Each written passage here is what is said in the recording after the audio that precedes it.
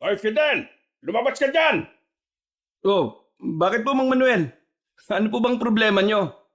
Nagtatanong ka pa talagang tao ka? Wala ka bang talagang isip? Hindi ko po alam kung anong problema nyo eh. Kung hindi nyo po sasabihin kagad umalis na lang po kayo. Nakakaabala po kayo sa ginagawa namin eh. Wala akong pakialam kung makakabala ko. Lumabas ka dyan at mag-toast tayong dalawa. Di ba ang yabang-yabang mo kanina sa bilyaran? May nalalaman ka pang banda blessing. Akala mo naman kung sinong magaling. Ah, ano po bang kinagagalit nyo ron? Yung tinalo kita o yung umayaw na ako para hindi na kayo makabawi? Pareho yun. Buang ka.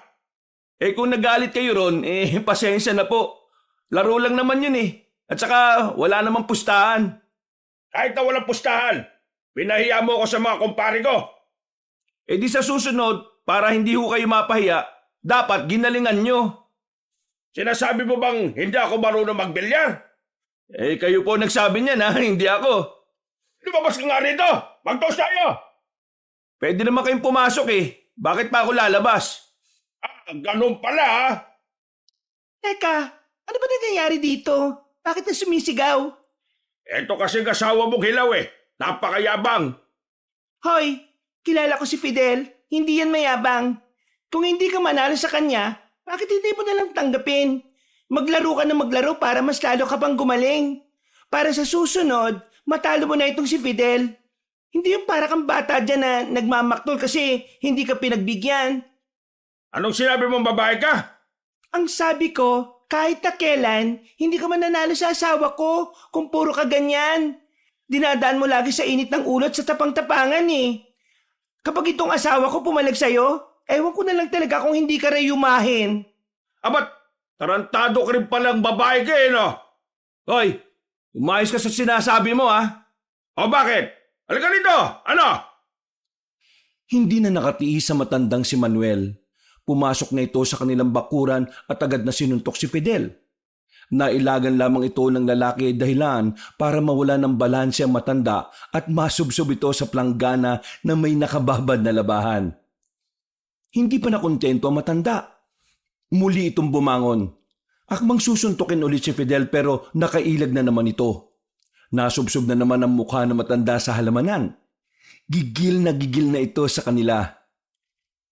Mang walang hiya kayo. Walang hiya kayo talaga kahit kailan. Suntok ng suntok ang matanda. Pero kahit ni isa ay wala man lang tumatama.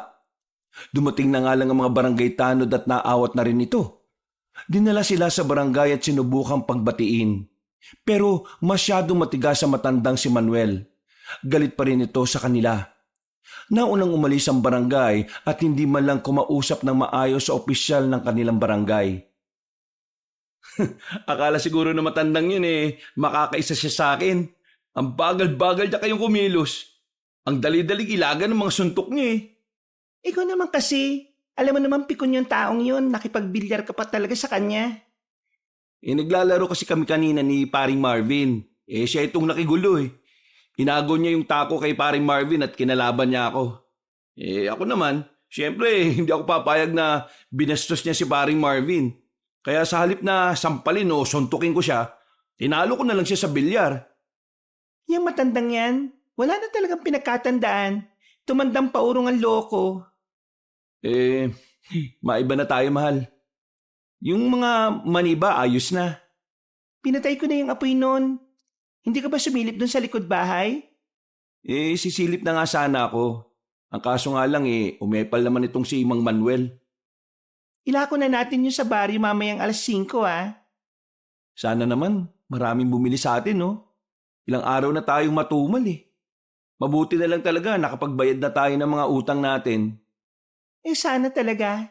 Nakakasawa na kayang mag-ulam ng tuyo. Pasensya na mahal Hindi ganitong buhay ang pinangako ko sa iyo nung bago pa lang tayo ikasal. Ano ka ba? Hindi naman ako nagrereklamo na ganito ang buhay natin. Masaya naman ako basta kasama kita palagi. Di bale, huwag ka mag-alala. Kapag nakuluwag-luwag, ipapasyal talaga kita. Hinawakan na lamang ng lalaking si Fidel ang kamay ng kanyang asawa. Nang makabalik na sila sa kanilang bahay, ay pinagtuunan na ulit nila ang mani na ilalako nila. Mabilis na lumipas sa mga sandali. Naihanda na rin nila ang kanilang paninda. Ganon din ang kariton na kanilang gagamitin sa paglalako. Makulimlim nung mga sandaling yon, kaya kinakabahan na naman ang mag-asawa. Kapag umulan kasi, mababa lang ang magiging benta nila. Mas mababa kumpara noong mga nakaraang araw. Fidel, nabalitaan mo ba yung nangyari sa anak ni Aling Irma? Nako, chismis na naman yan. Eh di wag na. Ano bang nangyari sa anak ni Aling Irma? Parang nabaliw eh. Ha? Parang nabaliw? Bakit daw? Anong nangyari?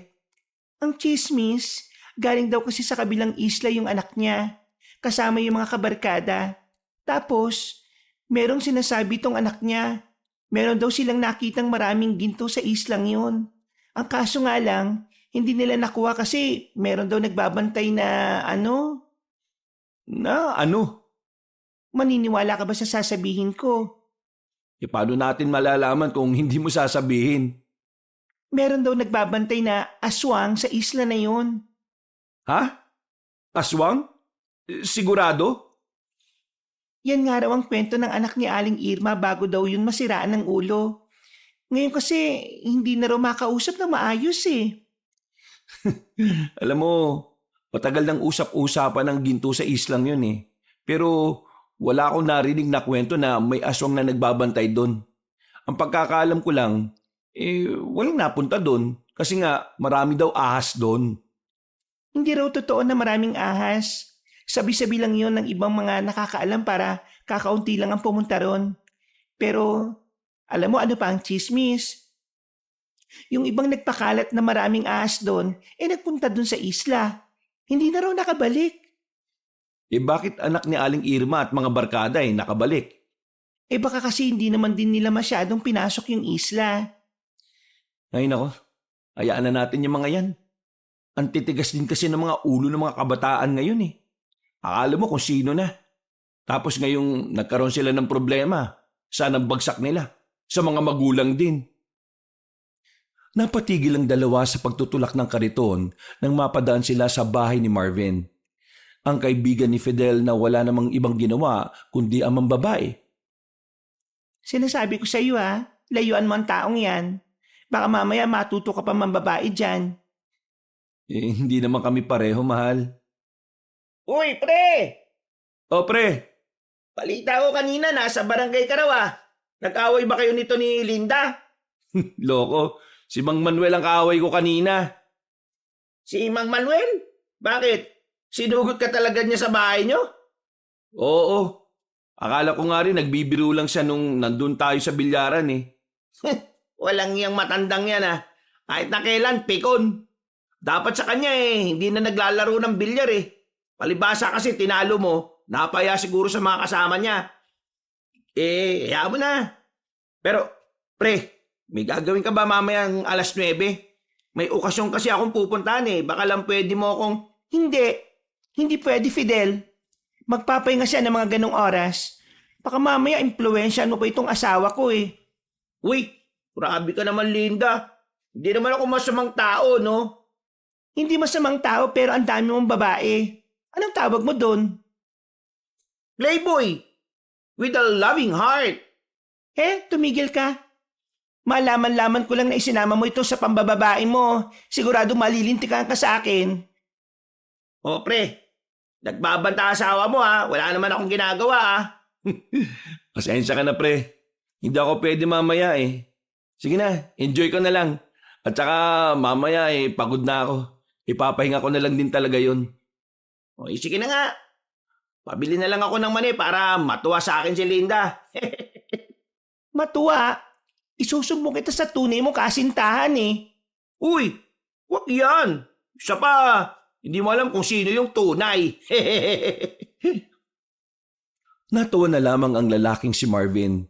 Iritado naman si Linda rito. Matapos maibigay ang mani, ay agad na rin naman silang umalis. Pakaway-kaway pa si Marvin na ikinaasar naman ni Linda. Inabot na sila ng gabi kakalako ng mani. Sa awa ng Diyos, marami-rami naman silang naibenta. Sasapat na ang kita nila para sa 2 araw nilang pagkain. Mahal, bibili lang ako ha. Oh, saan ka na naman pupunta? Bibili ako ng bigas. Kasi baka bukas sarado sila Aling Pepeng. Baka naman dumiretso ka pa kay Marvin Hindi no. Ba't naman ako dediretso nun eh? Wala namang bilihan ng bigas sa kanila. Abay, malay ko ba? O sige na, bilisan mo na lang. Lumabas ang lalaking si Fidel. Habang naglalakad siya, narinig niya ang grupo ng kalalakihan na nag-uusap sa bakuran. Pagsilip niya ron, nakita niya ang kanyang pinsan na si Lindon. Itong nangunguna sa kung anuman ang kanilang binabalak. Kapag nakuha natin yung gintong yun sa isla na yun, paldo-paldo na tayo. Siguradong magbabago na yung buhay natin. Baka akaalis na rin tayo sa baryong to. O ano, sasama ba kayo? Sira ulo na naman tong si Lindon, no? Nagyaya na naman ng mga tao. Di ba nila alam ang nangyari sa anak ni Aling Irma? Ay, nako. Napapailing na lang si Fidel. Lalagpasan na lang sana niya ang mga yon, pero tinawag siya ng kanyang pinsan. Lumapit ito sa kanya at inakbayan pa siya. Sakto, nandito ka, insan.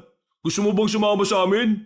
Bala kasi namin. Pumunta doon sa isla para hanapin yung mga ginto. Oo! Bakit mo alam? Ang galing mo naman ah. Hindi ako interesado dyan, insan. Kayo na lang.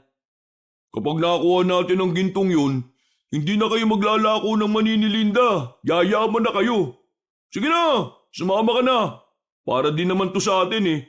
Habang wala pang ibang nagkaka-interest doon, kailangan na natin puntahan. Ha? Hindi mo ba alam yung nangyari sa anak ni Aling Irma? Hindi alam. Alam ko yun siyempre. Nakipag-unahan pa nga sila sa amin eh. Di alam mo rin naman siguro kung bakit naging tuliro yung tao. Oo, sinabi nilang may aswang. Sus ko naman. Dati sinasabi maraming ahas. Ngayon naman aswang. Alam mo kung bakit parang nabaliw yun? Dumaan sila sa parting malakas ang alon. Kaya muntik-muntikan na silang mamatay, insan. Eto isipin mo kung totoo ngang merong aswang doon, hindi na sila dapat nakabalik, di ba? Biglang napaisip ang lalaking si Fidel. May punto rin naman si Lindon. Kahit na hindi pa siya nakakita ng aswang, naniniwala siya sa nilalang na yon. At alam niya na ang mga aswang ay mababangis. Lalo na kung meron itong pinoprotektahang kauri o lugar. O di ba? Hindi totoong may aswang doon. Haka-haka lang nila yun. Sadyang hindi lang nila alam ang diskarte, no? Kung talagang may ginto sa isla na yon, bakit hanggang ngayon wala pa rin nakakakita? Alam mo kung bakit? Kasi hindi nila pinag-aralan. Ako, pinag-aralan ko kung saan pwedeng nakatago yung ginto. Kaya ngayon, meron na akong ideya. Ang kailangan ko na lang ay kasama. Kapag nagtagumpay kami at hindi ka nakasama, insan, abay bala ka. Hindi ako mamimigay. Sige na, wag na lang. Hindi talaga ako interesado, insan. Sensya na. Hayaan mo na lang na habang buhay kang nagtitinda ng mani. Di ka ba nahiya sa sarili mong kasama mo si Linda sa isang maliit at lumang bahay ni Tito at ni Tita? Insan, kailangan mo ring dumiskarte, no? Hindi ka yayaman sa mani. Uy, magdaan-daan ka sa sinasabi mo Hindi ko na nagugustuhan yung tabas ng dila mo. Totoo naman ang sinasabi ko eh. Doon lang tayo sa realidad. Kung ayaw mo maghirap, kailangan mo gumawa ng ibang diskarte. Hindi ka uunlad sa barya-barya lang nakita araw-araw, no? Hindi ka uunlad kung ang iniisip mo lang nakikitain mo para lang maisalba mo ang isang araw. Insan, maikli lang ang buhay. Pero dapat yung buhay natin, inilalagay natin sa magkakaibang lalagyan. Para kapag natapon yung isa, meron ka pang isa. Kaya nga, ay naku, manahimik ka na nga. Hindi nga ako interesado. Ay, bakit ba yung mga tao ngayon kapag binibigyan ng ideya, ayaw? Ganyan ba talaga mga tanga? Galit na matuto? Sa sinabing yun ni Lindon, ay tuluyan ang nag-init ang dugo ni Fidel. Wala na itong pakialam. Kahit na mas malaki pa ito sa kanya, hinawakan niya ang kwelyo ni Lindon at saka hinablot na malakas. Toy, napadaan lang ako dito, tapos iinsultuin mo ako? Oo, Wala naman ako sinasabing mali ah. Masama meron, pero hindi yun mali. Tama naman talaga mga sinabi ko ah. Mukha lang masama kasi masakit. Mukha lang mali kasi mahirap tanggapin. Wes, wala akong pakialam sa mga pangaral mo. May sarili kaming buhay. Ibang landas ang meron kami habang ikaw, asa ka lang sa mga bagay na madali mong makuha. Huwag mo ako gaya sa'yo, no? Ako, nagsisikap ako. Eh ikaw, umaasa ka sa bagay na hindi mo naman sigurado. Ay, naku, bitiwan mo nga ako. Amoy mani ka eh. O sige, ganito na lang. Papatunayan ko sa'yo na totoong may ginto. At kapag napatunayan ko yon, araw-araw kitang iinggitin. Huwag ka rin uutang sa akin kapag nabulok yung mga mani ninyo kapag walang nabili ah. Uy! What's happening here, my homies? Ano ka ba? Pa-English-English ka pa. Sino naman ba yung kasama mo? This is my girl. Ano ba problema rito? Ito kasing pinsan ko nangiinsulto. Iniinsulto niya yung paraan ng pamumuhay namin ni Linda. Is that truth? Uy, magtagalog ka na lang. Mali-mali pa ang English mo eh. Bakit mo nga iniinsulto yung kaibigan ko? Napinsan mo. Sinabihan ko lang naman siya na kung sakali makukuha namin ng ginto sa isang biranda, yayaman na kami. Hindi na niya kailangan pang magtinda ng mani. Ayun, nagalit siya kaagad. Ayaw kasi niya ng katotohanan eh. Hindi niya matanggap na may iba pa palang paraan sa pag-unlad maliban sa pagtitinda ng mani. Kung gusto mo ang yumaman gamit ang kayamanan na hindi naman sa'yo, di ikaw na nga lang. Doon ka magaling Ang pakinabangan ng hindi naman sa'yo. Oh, kita mo na Marvin ha? Sino lang iinsulto ngayon? Ako ba? Tama na nga yan. Ang mabuti pa, kung hindi nyo kaya magkasundo, di wag na lang kayo mag-usap. Magkasundo naman kami nito ni Fidel eh. Siya nga lang ang close ko na pinsan ko eh. Ngayon lang talaga siya nagkaganyan. Masyadong balat sibuyas. Di subukan mo ako. Nang magkaalaman na kung sino talagang balat sibuyas. Uy, hindi nyo naman kailangan umabot sa suntukan. Kalma, relax. Tingnan nyo ako, chill lang with my girl. Kayusin mo ugali mo, Lindo na. Hindi lahat aayon sa'yo. Diyan ka na nga. Binanggapan ni Fidel ang kanyang pinsan at saka umalis na rin. Napabuntong hininga na lang din siya. Pero sa kabilang banda ay napaisip din siya. Naitanong niya sa sarili kung hanggang kailan nga ba sila magtitiis sa buhay na mahirap. Kung hanggang kailan nga ba sila aasa sa benta na mani. Nang makabili na siya ng bigas, agad na rin siyang bumalik sa kanilang bahay. Sinubukan pa siyang isama ni Marvin sa gala pero siya na mismo ang umayaw. Mainit ang ulo niya noon pero hindi na lamang niya pinahalata sa kanyang asawa. Kinabukasan, Mahal? Bakit? Anong nangyayari sa'yo? Sobrang sakit ng tiyan ko, mahal. Hindi ko kayang tumayo. Baka naman may nakain ka na sira na. Hindi ko alam hindi ko na talaga kaya. Natataranta ang lalaking si Lindon ng mga sandaling yon. Agad-agad na rin niyang itong binuhat. Mabuti na lang ay napadaan ng lalaking si Lindon. Dala-dala nito ang pinapasada nitong tricycle. Bago pa ito parahin ni Fidel, ay tumigil na agad ito sa harapan nila. Oh, ano nangyari dyan? Masakit ang tiyan ko. Sobra. O sige na, sakay mo na yan dito. Kahit na makagalit silang dalawa ni Lindon, ay isinakay na ni Fidel ang babae. Agad nila itong ibinyahe patungong ospital. Pagdating doon, ay diniretso si Linda sa emergency room. Habang ang dalawang lalaki naman ay nasa pintulang at nakaupo sa gilid ng pasilyo. Ano ba nangyari? Bakit sumakit ng tiyan yan? Ewan ko. Pagising namin, masakit na tiyan niya. Di ko rin talaga alam. Buti na lang, nadala kagad natin dito. Insan, yung tungkol kagabi. Pasensya na. Pagod lang ako nun kaya mainit ang ulo ko. Naintindihan naman kita eh. Masyado rin akong walang pakialam sa nararamdaman ng ibang tao. Kaya pasensya ka na rin sa akin. Itutuloy niyo pa rin ba yung paghahanap ng ginto? Oo naman. Yun na lang ang pag-asa ko eh. Ayos lang kung hindi ka sumama. Di na kita pipilitin. Ako na lang. Insan, desperado na ako eh. Yun na lang talaga natitirang paraan para bumalik sa akin ang anak ko. Ha? Bakit? Nagkaproblema ka na naman ba sa anak mo?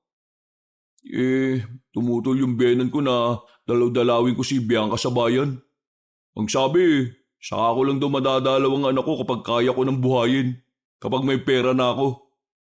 Ayaw nilang maging close kami ng anak ko kasi wala naman daw akong pera.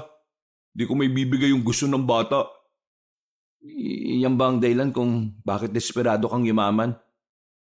Oo, insan. Wala na akong ibang naiisip eh. Pambira naman oh. Di mo naman sinabi kaagad di sana naintindihan kita. Nagalit ka kasi kaagad eh. Oo nga pala. Ako nga pala unang nabwisit. Kaya kahit na alam kong 50-50 ang tsansa na mahanap ang ginto, susubukan ko pa rin. Kapag wala yung ginto, wala na rin ang anak ko eh. Baka di ko na siya makita pa. Ipapakulong daw nila ako kapag lumapit ako nang wala akong pera. Grabe naman yung biyenan mo. Hindi na lang maging pataba sa lupa eh. Swerte ka nga sa biyenan mo eh. Bakit naman swerte eh? Ang sama nga rin ng ugali. Swerte ka kasi matagal ng patay. Sira ulo ang putik. Makalipas ang ilang oras ay lumabas na rin ang doktor.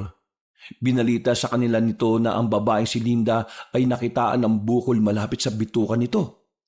Kailangang maalis ang bukol dahil kung hindi, maaaring lumala ito at ikamatay niya. Kamot ang ulo ng lalaking si Fidel.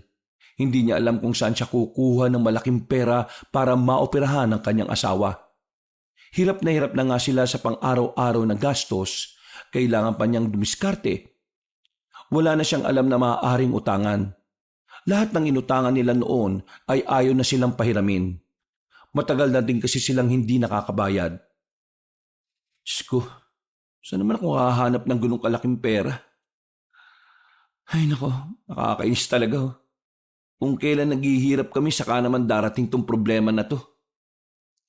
Napasandal na lamang siya sa dingding. Bigla na lamang pumasok sa isipan niya ang sinasabi ni Lyndon sa kanya. Sa puntong ito, tila ba nagkaroon siya ng interes sa sinasabing ginto. Desperado na rin siya. Kaya handa na niyang kainin ang lahat ng sinabi niya kay Lyndon nung gabi. Nagmamadali siyang tumakbo. Hinabol niya ang kanyang pinsan na kalalabas lang din ng ospital. Naabutan naman niya itong kakasakay lang din ng tricycle at papalis na sana. Insan! Insan! Oh, balita.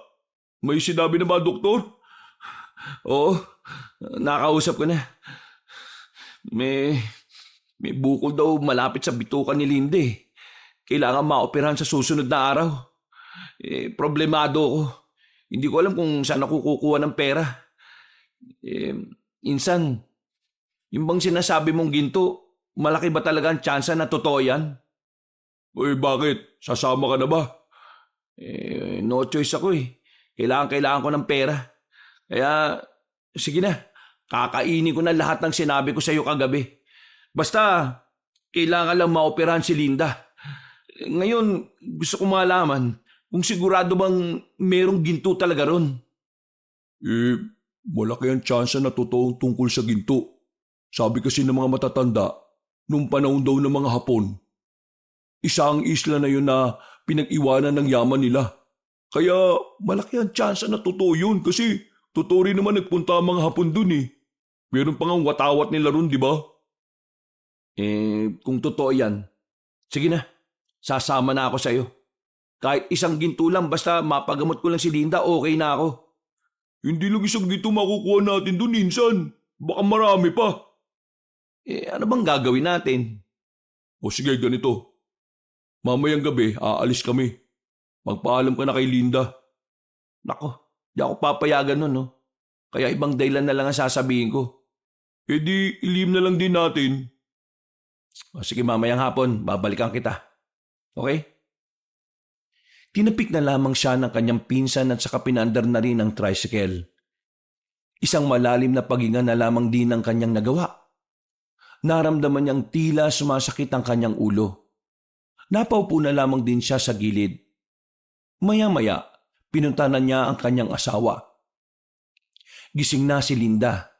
Bagya na ring nawala ang sakit ng tiyan nito. O ano? Kumusta ang pakiramdam mo, mahal? Ayos na, nawala na yung sakit. Siguro pwede na ako makauwi.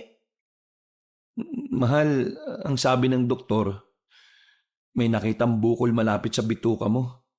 Kailangan maalis yun kasi kung hindi, baka lumala. Anong bukol? Iayos na nga ako Wala na akong nararamdamang sakit. Kasi, binigyan ka lang ng pain reliever. Pero pwedeng sumakit ulit yan. Fidel, alam mo na wala naman tayong pera para magpa-opera, di ba? Hindi na naman pwedeng hayaan na lang natin yan. Basta, akong bahala. Gagawa ko ng paraan. Anong gagawin mo? Kahit ano. Basta madiskartehan ko lang. Huwag na kaya. Mahirapan ka lang Wala naman akong pakialam kung anong paghihirap yung danasin ko. Ang mahalaga sa akin, gumaling ka. Pasensya ka na. Naging pabigat pa ako. Huwag mo nang isipin yan. Hindi ko naman iniisip yan sa iyo Gagawin ko lahat na makakaya ko para makaalis ka rito. Basta magtiwala ka lang sa akin, mahal. At sundin mo lahat ng sinasabi sa'yo ng doktor. Sila ang nakakalam ng lahat. Tumango-tango na lamang si Linda. Matapos ang pag-uusap na iyon ay iniwan na muna ni Fidel ang kanyang asawa. Sumapit ang hapon, pinuntahan na niya ang pinsan niyang si Lindon. Naabutan niya ito sa tapat ng bahay na kasama na ang ilan nitong barkada. Nagulat din si Fidel nang makita niyang naroon din si Marvin. Oh, bakit ka nandito? Nilapitan ako kanina Baka daw pwede ko siyang isama. Di isinama ko na. Mas marami, mas maganda. Malay mo, sandamukal pala yung makukuha natin. Di mas madaling ilabas ng isla kung marami tayo. Yo! Gulat ka Ako lang ito, pre. Sasama-sama ka pa. Kung kikitain mo naman dito pambababae mo lang Uy! Be slow to pass judgment, brody. Hindi ako ganyan, Naku, tumigil ka nga kakayoyo mo. Yoyoin ko yung mukha mo dyan para kang timang O sige tayo na. Nakahanda na ang bangka natin. Puntaan na natin yung ginto. Hindi nagtagal ay magkakasama na rin silang naglakad paalis. Pagdating nila sa dalampasigan ay agad-agad na silang sumakay ng bangka. Pinandar na agad nila ang makina. Noong mga sandaling yon, aminadong kinakabahan ng lalaking si Fidel. Kahit kasi hindi pa siya nakakaengkwentro ng aswang sa buong buhay niya, meron pa rin parte ng kanyang pagkatao na nagsasabing baka totoo ngang merong aswang doon. Huminga na lamang siya ng malalim. Inisip na lamang niya na kailangan niya ng pera para sa pagpapa-opera ng kanyang asawa. Nakikita niyo yung islang yon? Doon na yon. Malapit na tayo. Kaunting-kaunti na lang. Kaya kung ano man ang dadatnan natin, ihandaan niyo na ang sarili niyo Bakit? Totoo bang may aswang doon? Hindi aswang ang tinutukoy ko, kundi yung mga kagaya rin nating tao na may mga baril. Mga tao na kagaya natin na gusto ring makuha ang ginto. Sila lang makakatapat natin doon. Anong gagawin natin sakali makatapat natin sila? Hanggat wala naman silang ginagawa sa ating masama, wala rin tayong gagawin. Basta ang focus lang natin, mapuntahan kung nasaan yung ginto. Huwag kayong mag-alala mga pre. Meron akong hinala kung nasa nakatago mga kayamanan na yun. Ngumisi si Lindon. Malakas ang kumpiyansa nitong mahahanap na nila ang ginto. Ilang taon na rin kasing pinag-aralan ng binata kung saan ba talaga maaaring nakatago ang kayamanan. Isang tahimik at payapang isla ang tumambad sa kanila nang tumigil na sila sa mismong harapan nito. Namamangha sila sa kanilang nakikita. Kahit si Fidel rin ay nakaramdam ng paghanga sa lugar na yon. Sobrang sariwa ang hangin na nagmumula roon. Pakiramdam niya, masarap tumira sa ganong klase ng isla. Mga kasama, narito na tayo. Sige, buksan ninyo na yung mga ilaw ninyo. Sasapit na ang gabi. Kanya-kanyang pindot ng flashlight sila Fidel. Sinimulan na rin nila ang paglalakad. Pre, bakit pala bigla ka nalang pumayag? Di ba, muntikan pa kayong mag-away niyang si Lindon? Hindi ko ba nasabi sa'yo? Nasa ospital si Linde. Kailangan ko ng pera para mapaoperahan siya. Anong nangyari? Bakit kailangan maoperahan? Basta, malapit sa bituke. Kaya nga sana makuha na natin yung ginto rito. Kailangan ko ng pera eh. Kung hindi maoperahan si Linda, baka mas lalong lumala yung kondisyon niya. Nako, kailangan mo na talaga ng pera, pre. Ikaw, anong gagawin mo sa kikitain mo rito bukod sa pambababae mo? Baka magtayo na lang ako ng negosyo. Tapos yung tira, hahanap ako ng magandang babae tapos ibabahay ko na. Kakaiba talaga, takbo ng utak mo no? Makalipas ang ilang minuto ay tuluyan nang dumilim ang paligid. Napatigil sila sa kanilang paglalakad nang maramdaman nilang tila merong sumusunod sa kanila. May mga kaluskos, may mga yabag ng paa na hindi nila alam kung saan nagmumula. Mga ilang sandali lang, naramdaman na rin nilang tila nasa itaas na yon. Ano yun? Huwag kayo matakot. Baka unggoy lang yun. Naglalambi-lambitin. Pinagpatuloy nila ang paglalakad. Pero sa isip-isip ni Fidel, hindi unggoy ang nararamdaman nila. May kakaiba na siyang nararamdaman. Oh, malapit na tayo. Yandahan niyo sarili niyo. Kapag nakita na natin yun, wala nang maghihirap sa atin. Naghiyawan ang mga kasama niya. Lumika sila ng ingay sa kagubatan, pero wala silang pakialam. Masyado silang nilalamon ng pagiging sabik sa kayamanan. Hindi nagtagal, narating na rin nila ang isang kuweba. Oh, magpaiwan ng ilan dito sa atin. Dapat may magbabantay. Ikaw, Insan at Marvin, sasama kayong dalawa sa akin. Kailangan pa namin ng 6 na papasok sa loob. Nag-usap-usap na muna sila sandali. Nang maging maayos na ang mga magbabantay, agad na rin naman silang pumasok sa loob. Habang tinatahak nila ang kuweba, meron pa silang mga nakikitang kalansay ng tao. Sigurado ka bang dito matatagpuan yung ginto? Mukhang dating sementeryo yata to eh. Daming kalansay ng tao oh. Magtiwala lang kayo sa akin. Nararamdaman ko na malapit na talaga tayo. Insan, siguraduhin mo lang kasi nasayang na yung oras ko rito eh. Ilang minuto pa silang naglakad. Tumigil na sila sa harapan ng isang malaking butas na tinatakpan lang ng mga ipinakong palutsina. Tara, tulungan niyo ako. Tanggalin natin to. Narito sa loob yung mga ginto. Teka. Paano naman kami maniniwala sa'yo? Baka mamaya mapaamak lang kami dyan. Nalaman ko ang kuweba na to mula sa dating minero na kapitbahay namin. Dati na siya nakarating dito sa kuwebang to. Pero hindi siya nakaabot dito sa parting to. O edi sige, tanggalin na natin tong arang na to nang maging mayaman na tayo. Inisaysa nilang baklasin ng mga kahoy. Nang maalis na nila yon, naunang pumasok si Lindon. Sumunod na rin si Fidel at Marvin. Pagtingin nila sa loob, nailawang kagad nila ang mga gold bar na nakapatong sa isang lamesa. Sa tansya nila, nasa 100 gold bar ang naroon. Bukod pa ang mga alas na nasa mga banga. Nanlalaki ang kanilang mga mata. Hindi sila makapaniwala. Sinampal-sampal pa ni Fidel ang mukha niya sa pag-aakalang ito ay panaginip lang. Pero nung mga oras na yon, ang nakikita nila ay ang katotohanan. Sinasabi ko na sa inyo, di ba? O ano, paldo-paldo na tayo. O sige na, tawagin niyo na yung iba pa natin mga kasama. Paghati-hatian na natin to na maayos. Walang paglagyan ng kaligayahan ni Fidel. Hindi na siya nag-aalala para sa pagpapa-opera ng kanyang asawa. May pag-asa na rin silang umahon mula sa kahirapan. Dahil ngayon, masasabi niyang yun na ang simula ng kanilang pagyaman. Maayos namang naibahagi ang mga ginto at talahas. Walang lamangan. Matino ang pagkakaparte-parte ni Lyndon sa kanila. Pantay-pantay. Walang kahit isang nagkaroon ng reklamo. O ano? Ayos ba? Ayos na ayos to! Paldo-paldo na tayo, insan! Sabay-sabay silang lumabas ng kuweba. Lahat ay may ngiti. Lahat ay parang gustong tumalon sa sobrang saya. Hindi pa sila nakakalayo ng kuweba nang biglang mapaupo si Lyndon.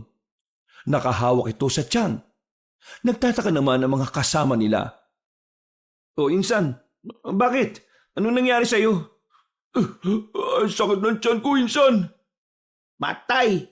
Ano, iwan ka na? Uy kayo! Mauna na kayo sa bangka, susunod kami. Papahupain ko lang tong sakit ng tiyan ko. Agad din namang naglakad ang mga yon. Naiwan si Fidel, Marvin at Lyndon.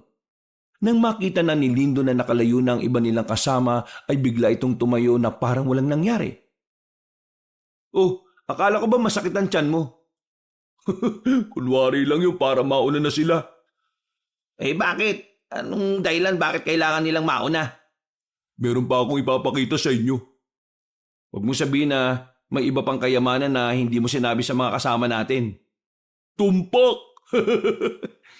Hindi ka pa ba talaga nakakapunta rito noon? Bakit parang alam na alam mo? Hindi totoo yung sinabi ko kanina tungkol sa minero.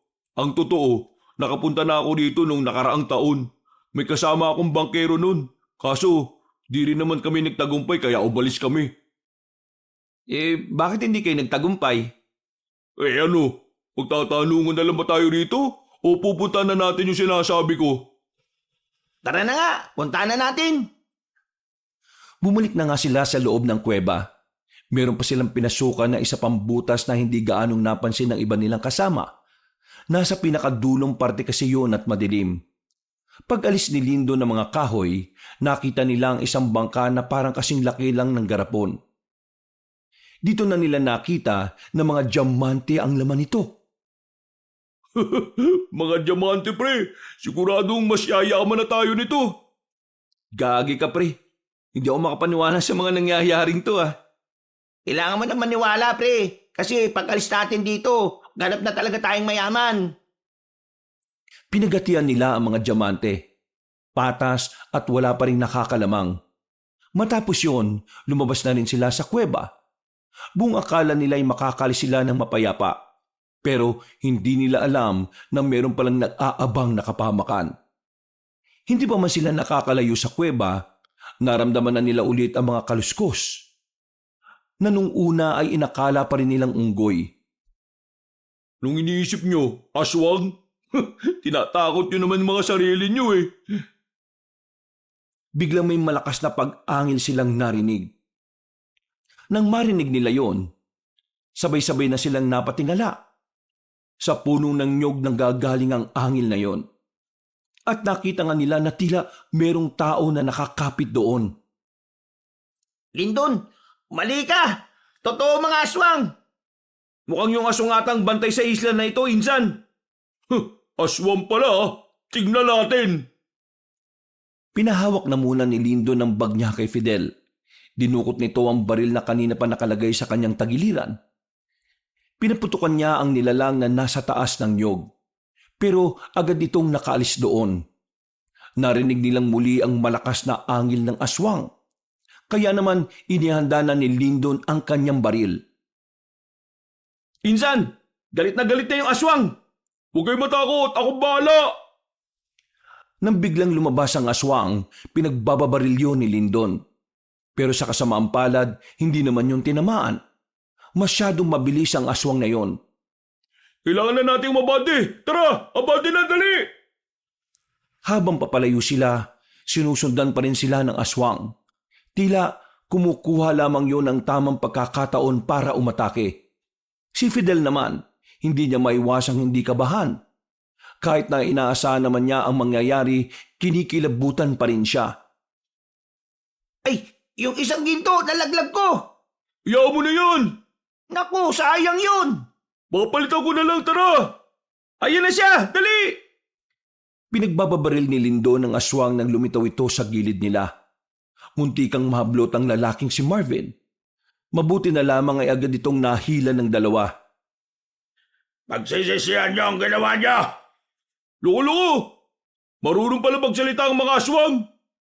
Bilisan niyo na kasi, tara! Takbo lang sila ng takbo ng mga sandaling yon. Kahit na anong mangyari, hindi binibitiwan ni Fidel ang bag kung saan naroon ang kayamanan at ginto niya. Sa bilis ng kanilang takbo, nakarating na rin sila sa dalampasigan.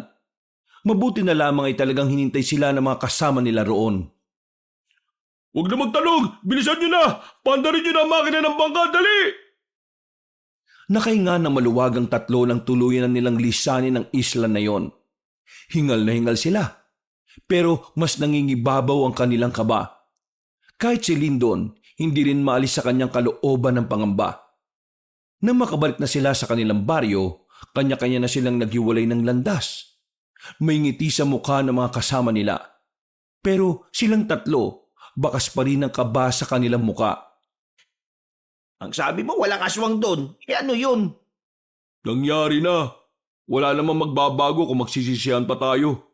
Ang malaga, nakalis tayo ron at dala natin itong mga ginto at Paano kung sundan niya tayo rito? hindi lalayo ng isla yun, oh. Takot yun sa tubig. Isa pa, ayaw nun sa maraming tao. Insan, umamin ka nga. Alam mong may aswang talaga doon, di ba? Oo na. Aminin ko na. Alam kong may aswang dun. Bakit hindi mo naman sinabi sa amin? Ipapahabak mo pa kami. Kung sinabi ko sa inyo, di sana. Wala kayong party ngayon. Bakit ba parang galit na galit kayo sa akin? Binigyan ko na nga ng solusyon yung mga problema ninyo O sige na, tama na. Ang mahalaga ngayon ligtas tayo. Huwag na tayong mag-away-away. Kung sakaling pumunta yung aswang na yun dito, di patayin na lang natin siya. Marami naman tayo Mismo. Ay ikaw Marvin, kung takot ka, magtago ka na lang. Loko to ah. Ay, siya nga pala. Huwag niyo na munang sabihin sa iba itong nagawa natin Atin-atin lang muna. O sige na, mauna na kayo. Uy, yun nga palang sinabi mo papalitan mo yung gold bar ko na nalaglag. Asa na? Kinuha ni Lindo ng isang bara ng ginto at saka inihagis kay Marvin. Kinabukasan, agad na nagtungo ang lalaking si Fidel sa bayan para ipapalit ang isang ginto sa isang kolektor. Malaki ang naipalit niyang pera. Sobra-sobra na yon para sa pagpapa-opera ng kanyang asawa. Pagdating niya sa ospital, binayaran niya kagad ang bill para maoperahan na rin kagad si Linda. Kailangan na lamang itong tapusin ang lahat ng test. Oh, saan ka galing? Hindi ka nagpunta rito kagabi. Anong nangyari? Gumawa lang ako ng paraan para mapa-opera ka. Ayun, nakagawa naman ako. Kaya mauoperahan ka ng mahal ko. Talaga? Saan ka naman kumuha ng pera? Huwag ka mag-alala. Sa mabuti ito. Hindi ito illegal. Sa ngayon huwag mo na munang isipin yun. Ang malaga, magiging maayos na ang kalagayan mo. Tumango na lamang ang babae. Wala itong kalam-alam na ang perang gagamitin sa kanyang operasyon ay mula sa pagbubuwis nila ng buhay kontra aswang. Mabilis na lumipas sa mga araw. Inoperahan na rin si Linda. Naging matagumpay naman ang operasyon. Natanggal na rin ang bukol malapit sa bituka nito. Ang kailangan na lamang ni Linda ay makapagpahinga at magpalakas. Pre! Napalingon siya sa kanyang kaibigan. Magara na ang suot nito. Marami na ring singsing sa daliri at meron pang kwintas. Merong kasamang dalawang babae na grabe kung makakapit sa kanya. Pre, look at me! I'm a boss now! Boss ka dyan. Gastusin mo ang pera mo sa maayos, no? Hindi yung puro sa babae lang. Marami pa naman akong pera Naku, bahala ka nga sa buhay mo. Pre, si Lyndon pala. Hindi ko ganong napagkikita. Hindi ko nga rin nakikita Hindi ko naman mapuntahan sa kanila. Banas na banas sa akin ng nanay nun Baka naman nagpunta na siya sa ibang bansa. Iniwan na tayo rito. Hindi ko alam. Magsasabi naman siguro yun sa atin. Oh, paano pre? Sige na, alis na ako Mag-i-enjoy pa kami ng mga chika babes ko eh. Naglakad na rin palayo si Marvin. Umiiling-iling na lamang si Fidel. Habang naglalakad na rin siya pabalik sa terminal, bigla niyang naisip ang kanyang pinsan na si Lyndon. Nagtataka siya dahil mula na makabalik sila mula sa isla, 2 beses niya lang itong nakita at nakausap. Bumiyahe na lamang siya patungo sa ospital. Nailabas na rin niya ang kanyang asawa matapos ang ilang araw na pagpapahinga. Sa ngayon, magaling na ang tahi ng babae. Pero hindi pa rin ito pinakikilos ni Fidel. Ang dami naman pagkain ito. Siyempre, ilang araw ka rin nawala rito sa atin, kaya pinaghandaan ko talaga. Mahal, hindi naman sana nagdududa ako pero gusto ko lang makasiguro na hindi ka gumagawa ng masama. Saan mo kinuha yung pera na pinabayad sa ospital? At itong mga pinabili mo ng pagkain? Ilang araw tayong walang tindang mani at kahit magtinda ka ng mani, hindi mo pa rin kakayanin na bayaran yung bill natin sa ospital. Sandaling napatigil ang lalaki sa kanyang pagmuya. Wala pa rin kasi siyang lakas ng loob na sabihin sa kanyang asawa na nagtungo sila sa isla. Natatakot siya na baka magalit ito sa kanya. Kilala niya kasi si Linda. Alam ni Fidel na kahit kailan ayaw ni Linda ng mga perang hindi naman pinagtatrabahuan. Ha? Etong pagkain natin, galing to sa pag-extra-extra ko ng ilang araw.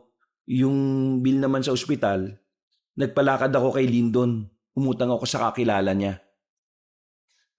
Mabuti naman kung ganon. Yung utang na yon, hanggang kailan pwedeng bayaran?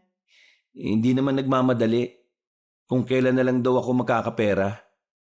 Ang bait naman nakakilala ng pinsan mong yan. Kaya nga eh. Buti na nga lang nailakad ako ni Lyndon sa kanya. Oh, mahal. Kumain na tayo. Sabay na silang kumain. Masaya ang dalawa.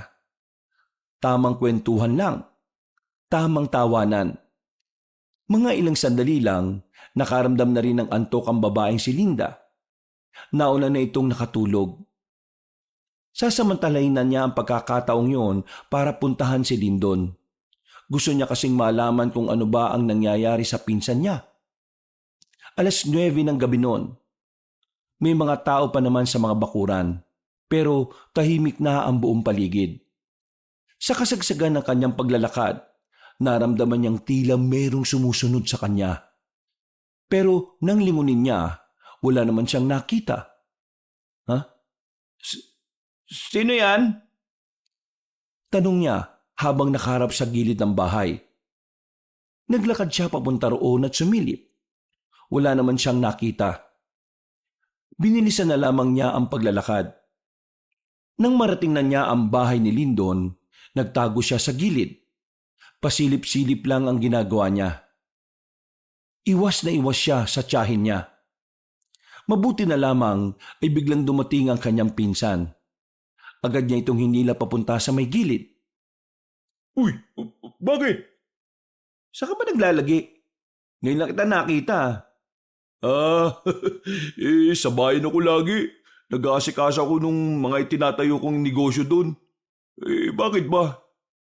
May itatanong lang sana ako sa iyo eh. Hoy, ano naman? Dito kasi mga nakaraang gabi, wala ka bang nararamdaman na kakaiba kapag natutulog ka? Kakaiba? Paano kakaiba? Yung parang may nakatingin sa iyo kapag natutulog ka? Ha? Bakit naman ako makakaramdam ng ganun? Hindi naman ako sabog. Hindi. Ang ibig ko sabihin, yung parang bang may nangangaswang. Alam ko na. Iniisip mo na babalikan tayo nung aswang na yon, no? Oo eh. Kaya nga hirap ako makatulog sa gabi. Kasi parang lagi ako may nararamdamang hindi tama kapag natutulog ako. Nako, paranoid ka lang. Sinabi ko naman kasi sa iyo eh, huwag mo na masyadong isipin ang aswang na yun. Kasi kapag iniisip mo, mas lalo mo lang tinatakot ang sarili mo nun. Kaya kalma ka lang. Chill.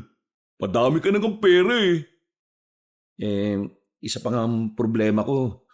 Paano ko sasabihin kay Linda? No, Lin. Yung tungkol sa ginto, naghinala na kasi siya eh. Ay, pambira ka naman. Bakit kasi hindi mo pa sinabi? Insan, ayaw niya kasi ng ganun. Ayaw niya pa Nakapagpa-opera na nga siya, di ba? Magagalit pa rin yun. Kasi itong pera na to, Insan, pinaghirapan din natin to. Buhay ang itinaya natin dito. Kaya sabihin mo na. Sigurado namang maintindihan din naman yan ni Linda. buntong hininga na lamang ang nagawa ni Fidel nang tapikin na siya ni Lyndon sa balikat. Nang pumasok na sa loob ang kanyang pinsan, bumalik na lang din siya sa kanilang bahay. Ipagtatapat na sana niya ang totoo sa kanyang asawa pero naabutan niyang tulala si Linda sa lamesa. Marami itong nag-angat ng tingin sa kanya, kaya sinimulan na niya itong kausapin. Mahal, may sasabihin sana ako sa'yo. Tungkol saan? Tungkol sa kung paano mo nakuha ang pera na pinambayad natin sa ospital? Mahal, Nagawa mo pa talagang magsinungaling sa akin? Pinagmumukha mo akong tanga eh. Kunwari ka pang umutang-utang ka sa kakilala ni Linton, pero hindi naman pala. mahal, sasabihin ko naman sa'yo, kaso Hindi. Wala kang balak sabihin. Kung hindi pa ako naglinis ng bahay, hindi ko pa makikita kung ano yung tinatago mo. hayaan mo ako magpaliwanag. Hindi mo ba naisip ang panganib na pwedeng mangyari sa atin, Fidel? Sinabi ko na sa iyo na may aswang na nagbabantay doon. Paano kung bigla na lang pumunta yun dito dahil kinuha niyo yung mga ginto? Paano kung lahat ng tao rito ay madamay dahil sa ginawa niyo? Naisip mo ba yun? Anong gusto mong gawin ko? Hayaan ko na lang na maghirap ka dahil sa sakit mo? Wala akong ibang choice, Linda. Yun lang. Alam mo, mas gugustuhin ko na lang na mamatay sa sakit kesa na mamapahamak ang ibang tao dahil sa mga gintong yan. At kung mamalasin pa, tayo ang mapapahamak. Hindi mo ako masisisi, Linda. Alam mong kailangan mong maoperahan. Kung hindi ko ginawa yun, hindi kita mapapaopera. O ngayon, nasa maayos na kalagayan na ako. Tapos, anong susunod? Kumalma ka naman kasi. May pera na tayo. Aalis na tayo dito. Aalis? Iiwan mo tong baryo na to na pwedeng guluhin ng aswang na yon kasi hahanapin niya kung sino kumuha ng mga ginto. Napakamakasarili mo naman, Fidel. Ako? Makasarili? Sigurado ka ba sa mga sinasabi mo? Kailan ako naging makasarili? Buong buhay ko, hindi ko na nga iniisip ang sarili ko eh. Puro na lang ikaw ang iniisip ko. Kaya ako ginawa to? Kasi dahil sa'yo. Sana hinayaan mo na lang kasi ako mamatay sa sakit. Bakit kita hayaan? Asawa kita. Asawa mo ako pero hindi ka man lang nagpaalam sa akin na yun ang gagawin mo. O tapos ano? Hindi ka papayag. Magtatalo lang tayo. At mas lalo lang makakasama sa'yo. Yung ba gusto mo mangyari? Nagbago ka na, Fidel. Nasilaw ka na sa pera. Kasi kung hindi, iisipin mo rin ang kaligtasan ng ibang tao eh. Alam mo naman diba na noon pa may kwento na tungkol sa aswang sa islang yon? Pero, oo nga. Kaso, hindi ko naman alam kung totoo yun o hindi eh. Pati nga yung ginto. Pero kailangan ko magbaka sakali.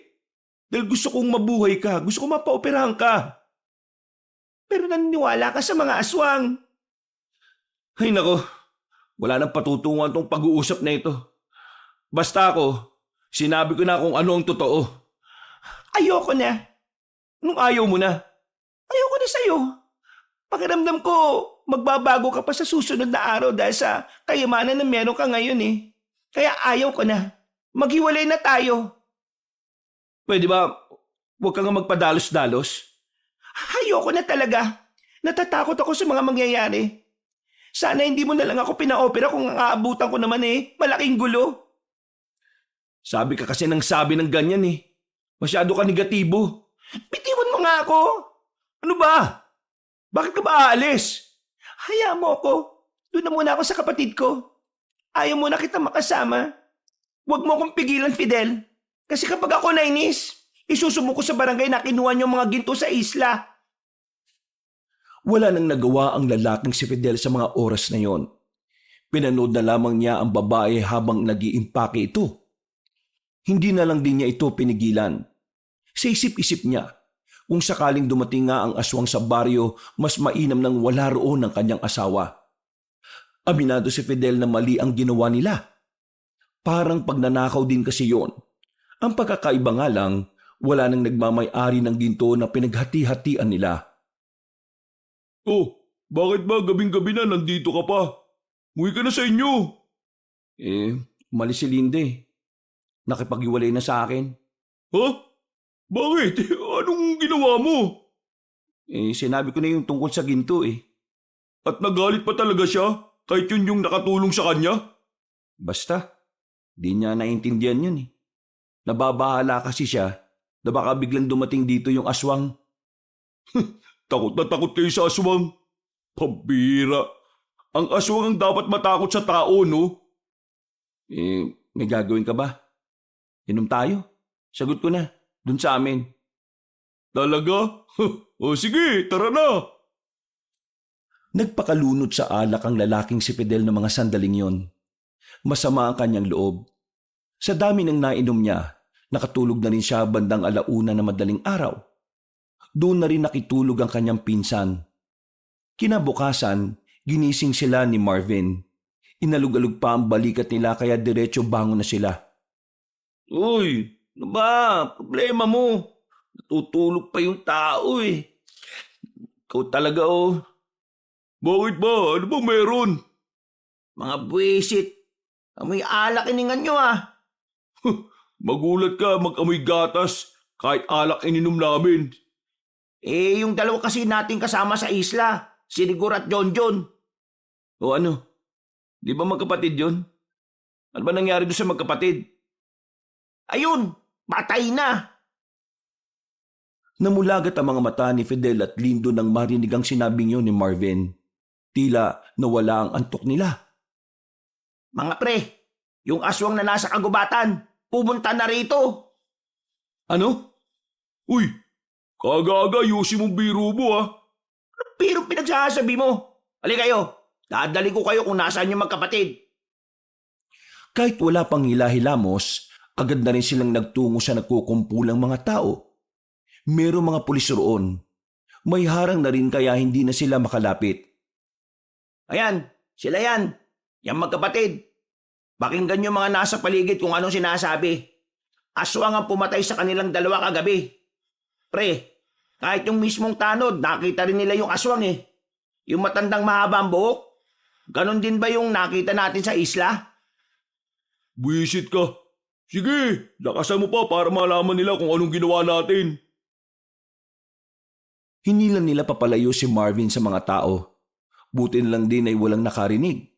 Dahil kung nagkataon, sila agad ang maaaring sisihin ng mga residente.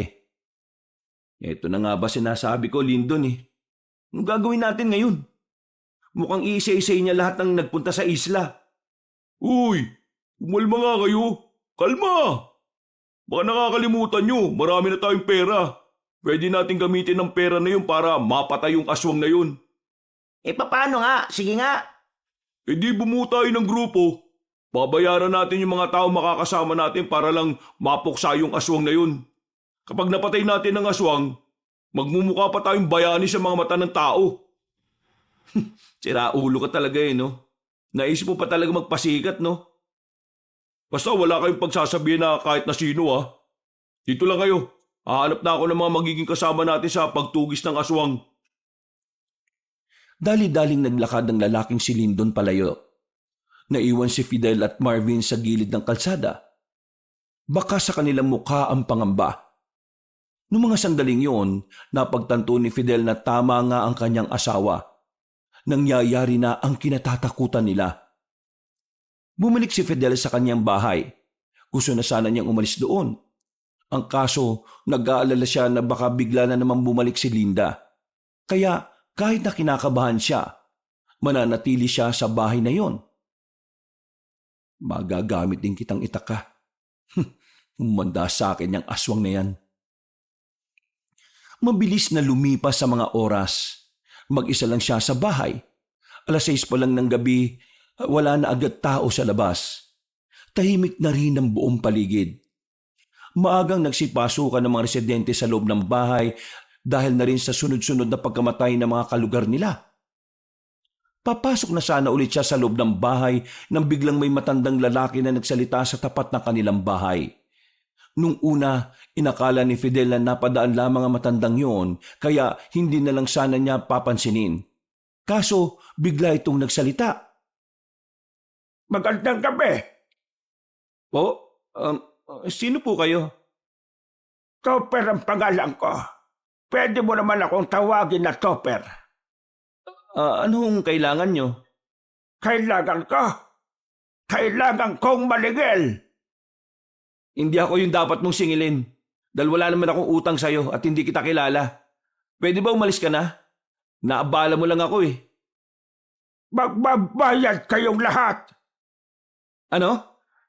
Ano bang kinuha ay dapat may balik. Hindi niya pag-aari yun. Pag-aari yun ng isang aswang na matagal nang wala. Sa hindi malamang dahilan ay agad na nagtindigan ang balahibo ni Fidel. Nang muli niyang tingnan ng matanda, nanlilisik na ang mga mata nito. Malakas ang kutob ni Fidel na ang matandang kausap niya ay ang matandang aswang na nakita nila sa isla. Humigpit ang pagkakahawak ni Fidel sa itak. Napapalunok siya ng laway dahil sa kaba. Ikaw ba yung aswang na pumatay dun sa dalawa naming kasama? Oo. Kung wala nang iba pa. Sige, lumapit ka. Kundi papatayin kita. Hindi kita sasaktan. Narito ako para bigyan kayo ng babala. Ibalik nyo ang kinuha nyo. Dahil kung hindi, maraming mapapahamak sa baryong ito. Pagkatapos magsalita na matanda, ay agad na rin itong naglakad palayo. Nanginginig ang tuhod ni Fidel. Nakinga lamang siya ng maluwag nang mawala na sa kanyang paningin na matandang aswang. Nang masiguro niyang ligtas na siya sa labas, ay agad niyang tinungo kung nasaan si Lindon. Nakita niya ito sa isang bakuran ng kakilala nito. Tinawag niya ito agad. Mabilis namang lumapit si Lindon nang may ngiti sa mukha. Oh, nakikita mo ba yung mga kasama ko? Yan yung mga taong naipon ko. Matutulungan nila tayo para paslangin ang mga aswang. Ibalik na natin ang kinuha natin. Huh? Ano pinagsasabi mo? Nakausap ko siya, yung matandang aswang. Nagbabala siya sa akin na kung hindi natin ibabalik yung kinuha natin, marami daw mapapahamak sa baryong to. May mga tao na tayo, insan. Kahit hindi na natin ibalik, kakayanin na natin yun. Isa lang naman yun eh, matanda pa. Insan, makinig ka nga sa akin. Ayaw ko magkagulo, kaya ibalik natin yung kinuha natin. Kahit hindi na kumpleto, basta maibalik lang natin yun. Sira ulo. Nakapagpagawa na ako ng negosyo eh. Tingin mo papayag ako na hindi matapos yung mga inaasikaso ko? Mawawala sa akin ang mga pinaghirapan natin. Nagbuwis tayo ng buhay doon oh. Ngayon pa ba tayo matatakot? Insan, kapag hindi natin ibinalik yun, siguradong mas magkakaroon ng malaking gulo. Eh di magkagulo. Di naman ako natatakot sa aswang na yun eh. Parang mas exciting pa nga eh. Pero Insan, Alam mo kung ako sa'yo, sumama ka na sa amin. Ngayon nandito na siya sa baryo natin. Mahirap na ang sandali na mag-isa ka lang. tinapik siya sa balikat ni Lindon. Dismayado siya dahil hindi niya nagawang kumbinsihin ang pinsan niya.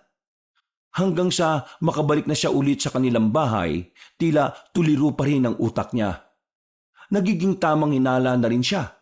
Sa oras na may marinig siyang kaluskos, pakiramdam niya ay may aswang sa paligid. Sa takot na baka siya na ang isunod, hindi na lamang siya natulog ng mga sandaling yun. Nanatiling mulat ang mga mata niya hanggang sa sumikat na ang araw. Akala ko naman asawa ko na, ikaw lang pala. Pre, totoo ba yung sinasabi ni Lindon? Ibabalik mo yung iyo? Oo, ibabalik ko. Ayoko pang mamatay, no? At saka, napagtanto ko, tama ang asawa ko eh. Hindi dapat natin yung ginawa. Gusto ko rin sanang ibalik yung sa akin eh. Kaso ano? Halos kalahati na yung nagastos ko, pre. Wala kang naipundar pero halos kalahati na nun nawala sa'yo? Anong klaseng tao ka? Yun na nga eh. Wala naman ang tayo magagawa. Pero kanina, napagtanto ko, mas mainam kung hindi ko na rin ibalik. Ano ka ba? Ibalik mo kung gusto mo pang mabuhay ka. Ano naman kung mamatay ako? Wala naman may pakialam eh. Mas maganda nang mamatay ka ng mayaman kaysa mamatay kang mahirap. Ay naku, bahala ka sa buhay mo. Pupunta-punta ka rito, kala ko pareho tayo ng gagawin. Itinaboy na lamang niya ang kanyang kaibigan. Pumasok siya ulit ng bahay at inilabas ang mga ginto. Aminadong nanghihinayang siya. Kung tutuusin kasi, kayang-kaya na silang buhayin ng mga gintong yon. Pwede silang umalis ng kanilang probinsya sa Maynila na mamuhay. Pero napagtanto niya na anumang pera na hindi naman nila pinagsikapan ay madali lang ding mawawala. Kaya sa mga sandaling yon, hindi niya inaangkin ang mga ginto. Kagagaling lamang ni Fidel sa labas para bumili ng pagkain. Balak niya na pagkatapos niyang kumain ay mag-isa siyang pupunta sa isla. Ibabalik niya ang mga ginto doon. Kahit na hindi na siya samahan ng dalawa. Ang kaso nga lang, pagbalik niya sa loob, nawala ng malaking bag na inilagay lang naman niya sa ilalim ng lamesa. Hinanap niya ito sa buong bahay pero wala na siyang nakita. Bigla siyang pinagpawisan na malamig. Ang unang pumasok sa isip niya ay si Marvin. Nasabi niya kasi sa lalaking yon na binalot niya na ang ginto para isauli. Kaya naman hinala niya na si Marvin lang ang may kakayahang magnakaw ng ginto. Hoy! Marvin! Pre! Oh, bakit pre? Napadalaw ka dito sa bilyaran. Want some girls? I have 3 now. Huwag mo nga akong ma-English. Baka bigwasan kita dyan eh. Balik mo yung kinuha mo sa bahay. Kailangan ko na maisauli yun. Ha? Ano pinagsasabi mo? Kunwari ka pa. Sa'yo ko lang naman sinabi na nakabalot na yun eh. Tapos bigla na lang mawawala sa bahay. Kinuha mo yun. Pre, matagal na tayong magkakilala. Tingin mo talaga gagawin ko yun? Sinong gagawa nun? Bakit hindi mo tanungin ang pinsan mo? Biglang napaisip ang lalaking si Fidel. Bigla na lamang niyang napagtanto na maaaring si Lindon din ang kumuha ng mga ginto niya. Nagmamadali siyang umalis at tumakbo siya patungo sa bahay ng kanyang pinsan. Pero sa kasamaang palad, wala roon si Lindon. Sa mga sandaling ito, umusbong na naman ang kaba sa kanyang kalooban. Wisit na Lindon yun ah. Nasaan na kayong siraulong yun? Naglalakad na siya pabalik ng kanilang bahay nung oras na yon. Maya-maya lang ay nakarinig na siya ng malalakas na sigawan. Nagmumula yun sa isang bahay. Ilang segundo lang ay biglang narinig na niya ang nakakatakot na angil ng isang halimaw. Unang-unang pumasok sa kanyang isipan, walang iba kundi ang matandang aswang na si Mang Topper. Paalis na siya nang makita niyang naglabasan ng mga tao mula sa bahay na yon. Nakita niya ring lumabas na ang matandang aswang, bitbit ang ulo ng isa sa mga naging kasama nila. Nangihina man ng tuhod ay nagmamadali na siyang tumakbo palayo. Hindi niya alam kung saan siya pupunta.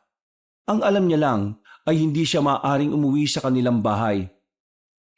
Dahil tsak na maabutan siya roon ng aswang. Takbo lang siya ng takbo. Sa hindi pa inaasahan, nanlambot ang tuhod niya na naging dahilan para madapa siya. Gumapang siya patungo sa gilid ng sasakyan na nakaparada. Nagtago siya roon at tinakpan ng kanyang bibig.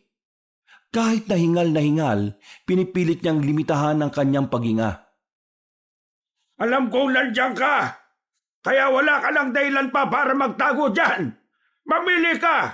Lalabas ka ng kusa o hihilahin kita palabas.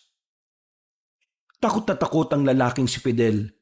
Lumabas ito sa kanyang pinagtataguan at nagsimula ng magmakaawa sa matandang aswang. Pakiusap! Huwag mo saktan! Ibabalik ko na sana yung mga ginto mo. Binalot ko na nga yun sa bag ko kanina eh. Ang kaso nga lang, biglang nawala yung bag ko sa bahay. Hindi ko alam kung sino sa pinsan ko at sa kaibigan ko yung kumuha. Pero maniwala ka, ibabalik ko naman sana ngayon. Kaso nga lang may kumuha. At bakit ako maniniwala sa'yo? Dahil napagtanto ko ng mali ang ginawa namin. Maniwala ka sa akin. Napilitan lang ako sumama sa kanila dahil may sakit ang asawa ko. Kailangan ko lang talaga ng pera. Pero ibabalik ko naman talaga yun eh. Mapanlinlang ang mga tao Kaya kahit na kailan, hindi ako magtitiwala sa mga sinasabi mo! Lumapit ang matandang aswang at sinakal siya nito sa liig. Itinaas sa ere. Kita niya pa ang bibig na matanda na punong-puno ng dugo. Pilit na inaalis ni Fidel ang kamay na matanda sa kanyang liig. Pero masyadong malakas ang aswang. Hindi pangkaraniwan. Pinagnakawan niyo ang aswang na hinagalang ko! Pinagnakawan niyo ang aswang na matagal nang wala dahil sa inyong mga tao rin! Nung mga sandaling yon, akala ni Fidel ay malalagutan na siya ng hininga. Pero isang himala ang nangyari. Bigla na lang siyang may narinig na putok ng baril. Nabitiwan ng aswang si Fidel ng tama nito ng bala sa kamay. Mabilis itong gumapang patungo sa dilim. Pagtingin ni Fidel ay nakita niya ang kanyang pinsan na si Lindon na may kasama ng mga armadong lalaki. Lumapit ito sa kanya, habang ang iba namang lalaki ay pinasok na sa gubat ang matandang aswang. Ano nangyari? Bakit ikaw napuntirya ng matandang yun? Agad na sumagi sa isipan ni Fidel ang pagkawala ng kanyang mga ginto. Sa halip na magpasalamat, bigla niyang hinawakan sa kwelyo ang pinsan niya. Gigil na gigil siya rito. Nagtatanong ko pa kung ano nangyari. Papatayin niya ako. Kasi yung mga gintong dapat na isusuli ko na sa matandang aswang na yun ngayong gabi, kinuha mo. Agad na kumala si Lindon sa kanya at itinulak siya ng malakas. Anong pinagsasabi mo? Nakasinghot ka ba na katol? Unwari ka pa. Sarap na sarap ka sa pera kaya hindi malabong ikaw lang ang kumuha nun. Huy! Sira ulo! Paano ko kukunin yung sinasabi mo Maghapon akong nasa bayan. Kahit tanungin mo pa sa bahay. Wala ako doon mula kaninang tanghali hanggang ngayon. Bakit ko naman kukunin yung iyo meron naman ako. Tingin mo sa akin, sakim? Kung sakim ako, hindi ko na sana kayo hinatiyan sa diamante, no? Hindi ka ang kumuha ng bag ko na may laman ng ginto? Wala nga ako dito kanina pa sa baryo natin. Bakit bang hina ng utak mo umintindi? At kahit nandito man ako, di ko kukunin yung iyo. Mukhang pera lang ako pero hindi ako gahaman. Walang yung Marvin yun. Niloko niya ako. Kaya naman pala. Nagpaniwala ka kagad sa siraulong yung kaysa sa akin na kadugo mo. Alam mo, nakakapikon ka na rin Iniligtas kita tapos pinagbintangan mo ako kagad. Di ka man lang nagpasalamat. Pasensya na. Nadala lang ako sa emosyon ko. Natakot lang kasi ako kanina kasi akala ko mamamatay na ako salamat sa Diyos ligtas ka. At salamat din sa akin, ha? Hindi maraming salamat. Akin na, pairam ng baril. Bakit? Anong gagawin mo? Nakatakas na yung aswang. Kukunin ko lang kay Marvin yung bag ko. Kailangan kong kunin yon. Wala na ring sense kung isusuli mo sa aswang na yun yung ginto. Nung walang sense, yun nga yung dahilan kung bakit siya pumapatay Yung pinatay niya ngayon, kakasauli lang ng ginto kaninang tangali. Pinatay ng aswang kahit naibalik naman na yung ginto? Oo. Ang tingin ko dyan, hindi na ito tungkol sa gusto niyang maibalik yung kinuha natin Tungkol na ito sa pansarili niyang interes. Mula na makatikim siya ng tao, parang nawili na siya kaya gusto niyang pumatay lang ng pumatay Yan na nga ba sinasabi ko Madadamay ang ibang tao ng dahil sa ginawa natin. Kung sisisihin mo pa ako, wala na rin tayo mapapala no? Magulo na. Ang kailangan na lang natin gawin mag-isip ng tamang paraan kung paano siya mapipigilan. Kaya nga, pairam na ng baril mo. Ang kulit mo. Kukunin ko yung ginto. Siya makikinabang nun. Mukhang ginto ka rin pala Binigay ni Lindon ng 45 baril. Isinuksok naman ito ni Fidel sa tagiliran niya. Noong mga sandaling yon, ang tanging nasa isip lamang niya ay makuha ang dapat sa kanya. Hindi niya matanggap na niloko siya ni Marvin. Dinig na dinig sa paligid ang iyakan ng mga tao. Bagyang napabagal ang paglalakad ni Fidel nang madaanan na naman niya ang bahay na pinagmulan ng aswang. Naiwan pa roon ang katawan ng biktima na wala ng ulo. Nag-iiyakan ng mga taong naroon. At ang iyakan na yon ang tila mas lalong nagpapatuliro ng kanyang utak. Pinilit na lamang niyang hindi pansinin ng mga yon. Nagpatuloy siya sa kanyang paglalakad hanggang sa marating na niya sa bilyaran ng kanyang kaibigan na si Marvin. Agad niya itong nilapitan. Hinila niya ng malakas sa kwelyo. Sa liit ni Marvin, madali niya lamang itong nakaladkad. Nagulat ang mga tao sa ginawa niya pero wala na siyang pakialam. Uy, teka pre! Ano bang nangyari sa'yo? Anong problema mo? Problema ko? Ikaw! Yung pagiging sakim at gahaman mo! Ano?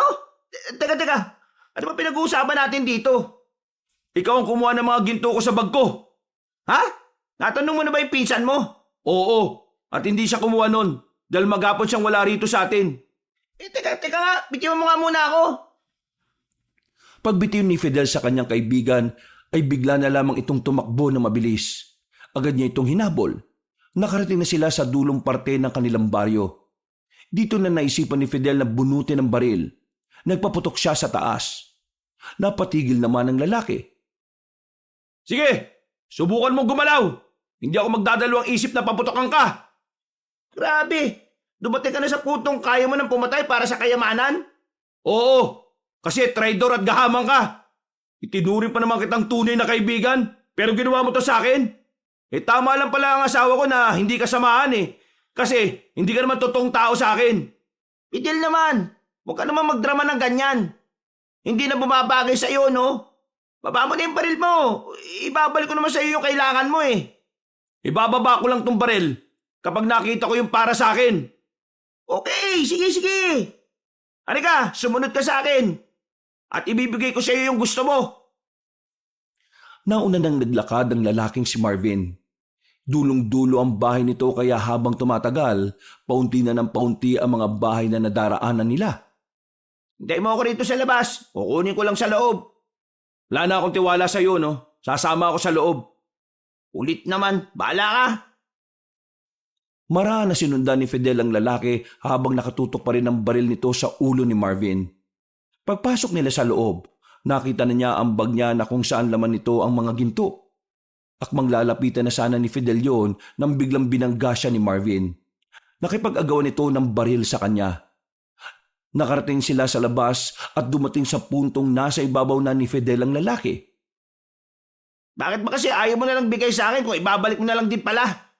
Ikaw pala talaga ang tunay na gahaman hindi si Lyndon. Oo, ako na.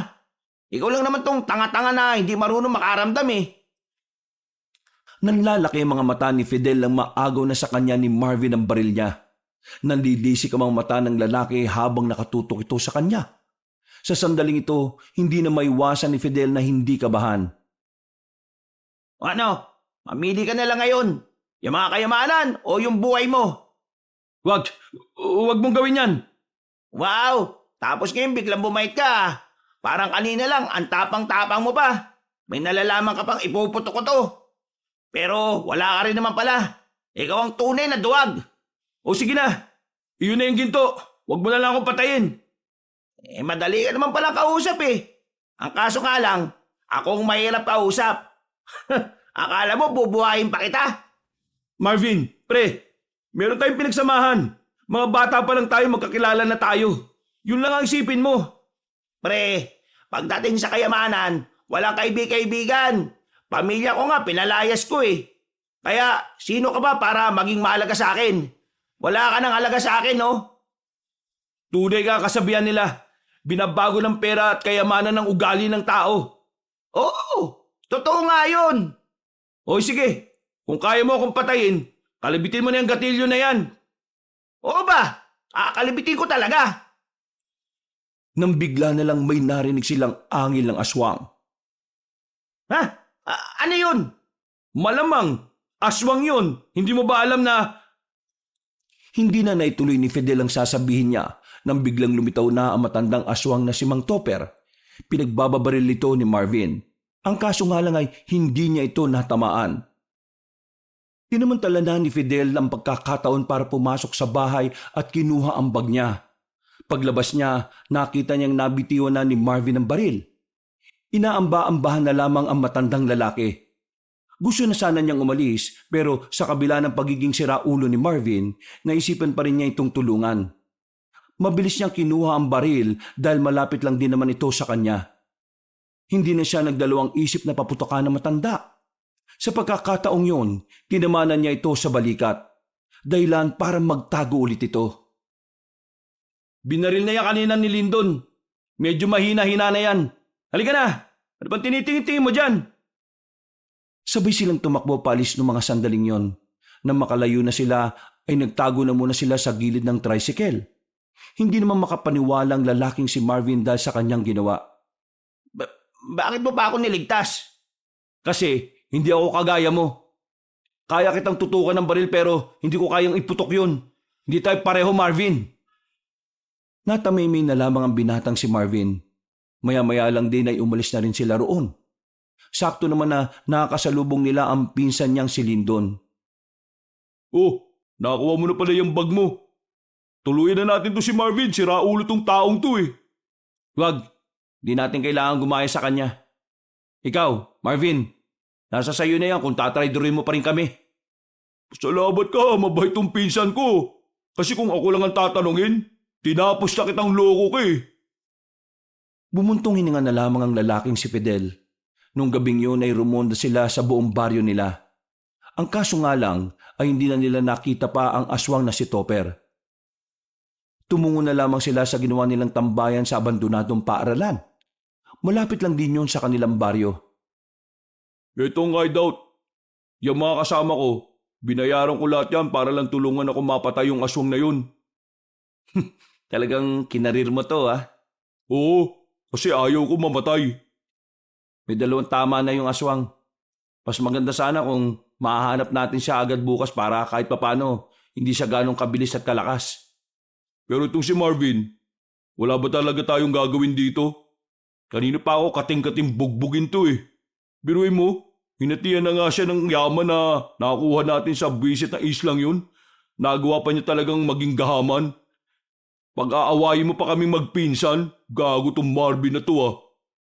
Bakit niyo ba kasi ako sinama rito? Para bugbugin ka sana eh. Kaso itong si Fidel, ayaw eh. Naawa sa'yo.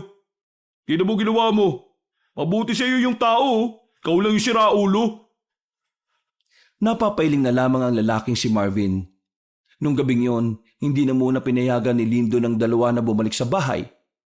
Doon sila lahat sa hideout magpapalipas ng gabi. Gusto mo bang makauwi? Mabibigo ka lang. Kita mo yung mga bantay. Mga notorious yan. Di ko alam kung saan nakakilala ni Lyndon yan eh. Pero papatayin ka ng mga yan kapag lumagpas ka sa bakod. Hindi naman ako aalis eh. Mas ligtas ako rito. Fidel, hindi ko pa rin alam kung bakit mo ako niligtas. Di ba nga sinabi ko na kanina? Ibig ko sabihin, bakit ganyan ka kabait? Kung ikaw ang gumawa sa akin ng ginawa ko sa'yo, baka hinayaan na lang kitang lapain ng aswang na yun eh. Bakit mo ba kinuha yung kayamanan ko? Siguro nga, tama ka. Inabago talaga ng kayamanan ng ugali ng isang tao. At yun ang nangyari sa akin. Ngayon lang din naman kasi ako nakatikim ng ganitong yaman eh. Pero hindi naman ako nagbago. Kagaya nga ng sinabi mo, hindi naman tayo pareho. Iba ang kinalakihan mo. Iba rin ang kinalakihan ko. Pero ano man ang pinanggalingan ko, alam kong sasabihin mo sa akin na hindi yung dahilan para maging masamang tao. Buti naman alam mo. Iniwan ako ng pamilya ko na malaman nilang galing sa isla yung mga yaman na dala ko. Ganun din naman ako eh. Iniwan din ako ni Linda. Kaya nga gusto ko na sanang ibalik yung kayamanan na to. Kasi gusto ko maging payapa ang buhay namin mag-asawa. Pero ano? sabi ng pinsan ko, ibalik man natin o hindi ang yaman, papatayin pa rin tayo ng aswang na yun. Nakatikim na kasi siya ng tao eh. Kaya susunod-sunod rin na raw yun ng aswang. Anong gagawin mo dyan sa yaman mo? Di ba ayaw naman niya ni Linda? Hindi papaliwanag ko na lang sa kanya na maayos. Sayang naman kung tatapon ko lang sa dagat o mga to. Isa pa, hindi naman totoong aswang ang may-ari nito eh. Mga Hapon ang may-ari nito. Sa bagay. Pero pre, patawarin mo ako kanina ha. Hindi ko na alam ang pinag-aagawa ko. Okay lang, basta bumawi ka na lang. Ngumiti na lamang ng papilit si Fidel. Maya-maya pa, pumasok na rin sila sa loob at naglatag ng karton. Nung gabing yun, ginawa na lamang una ni Fidel ang kanyang bag. Sa nangyari kasi, nahirapan na rin siyang magtiwala kay Marvin. Sadyang pinahahalaga na lang talaga niya ang pagkakaibigan at pinagsamahan nila. Kinabukasan, kagigising lang ng 2, nakaupo sila sa tapat habang hawak-hawak ang tasa ng kape. dumating si Lyndon. Meron itong masamang balita sa kanila. Grabe, pinagbuntungan yung iba natin mga kasama. Wala namang namatay sa kanila pero lahat kritikal. Yung mga kasama natin? Yung natitirang 7, silang lahat. Ang inaalala ko lang baka mamaya punta naman sila sa ospital at doon sila tuluyan. Sa mga sandaling yun ay nagtindigan na naman ang balahibo ni Fidel. Nakaramdam din siya ng awa para sa iba nilang kasamahan. Nakokonsyensya rin siya. Alam naman kasi nilang lahat na kung hindi sila nagpunta sa islang yon ay wala namang mapapahamak sa kanila. Uy, anong balak mo? Dito na muna siguro tayo. Galit sa atin ang mga tao Sinisisi na nila tayo. Lalo na ako. Nalaman na kasi nila na nakuha natin yung ginto. At alam na rin nila na yung aswang sa isla ay yung aswang din sa baryo ngayon. Inaasahan ko na talaga mangyayari to Ang maganda na lang na gawin natin ngayon, patayin niyang aswang na yan. Para kahit papano, makabawi naman tayo sa kanila. Marami pang baril dyan. Yun ang gagamitin natin mamaya kapag hinanap na natin yung aswang na yun. Meron akong tanong. Itanong mo na, pabebe ka pa Sigurado ba kayong nag-iisa lang yung aswang na yon? Bakit? May nakita ka ba kasama siya? Wala. Di nag-iisa lang. Common sense lang, no? Sinasabi ko lang naman, paano kung hindi natin alam na may iba pa pala siyang mga kauri, pero wala lang sa isla? Insan, may punto nga siya. Kung sakaling ganun nga, papatayin din natin yung mga yun. Yun naman talaga mangyayari dun Sasapat ba yung mga gamit natin? Naku, dami mong tanong. Malamang oo. Naninigurado lang ako na kakayanin natin hanggang sa dulo ng laban. Ang tinutunog ng mga sinasabi mo ngayon Siguraduhin mo lang na wala kang gagawing katarantaduhan habang kasama ka namin Kasi kung meron, ako mismo papatay sa'yo. Bakit? Kaya mo bang pumatay? Tama na yan. Walang patutunguhan ng pagtatalo ninyo. Ang mabuti pa, pag-usapan na lang natin kung paano natin mahuhuli o mapapatay yung aswang na yon. Bumuntungin nga na lamang si Lyndon. Naging kalmado na rin naman ang usapan na yon. Maya-maya lang, inilabas na rin ni Lyndon ang iba pa nilang gamit. Namili na si Fidel at Marvin ng armas na gagamitin nila. Pagkatapos noon, nagtungo na sila sa gubat para pag-aralan kung paano bumaril ng maayos. Makalipas lang ang ilang oras, umalis na rin sila roon. Bumuo na sila ng magandang plano. Sa huli, nauwi ang kanilang usapan sa mabigat na desisyon. Yun ay balikan ng isla. Hinala kasi nila ay mas madali nilang matatagpuan ang aswang na yon doon. Nakahanda na yung 3 bangka na gagamitin natin para mamayang gabi. Tandaan nyo, wala nang atrasan to. Hindi na natin patatapakin sa baryo yung matandang aswang na yun. Tumango na lamang si Fidel, pero sa kaloob-looban niya ay hindi niya maiwasang hindi mangamba. Mabilis na lumipas sa mga oras. Sumapit na rin ang kinagabihan. Handang-handa silang lahat ng mga sandaling yon. Pagdating nila ng dalampasigan, huminga ng malalim si Fidel. Bigla niya kasing naalala ang kanyang asawa. Aminadong na-miss na niya ang babae, pero kailangan na muna niyang ayusin ang gulong ginawa nila.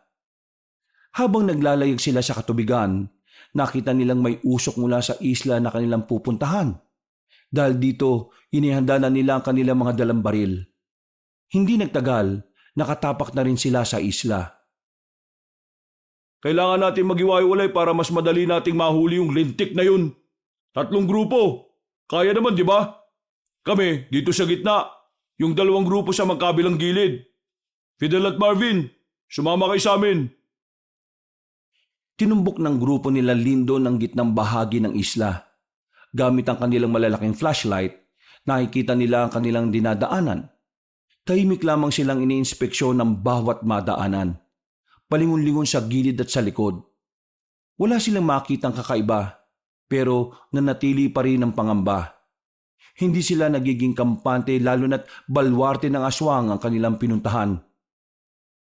Kung puntahan na kaya kagad natin yung pinanggagalingan ng usok?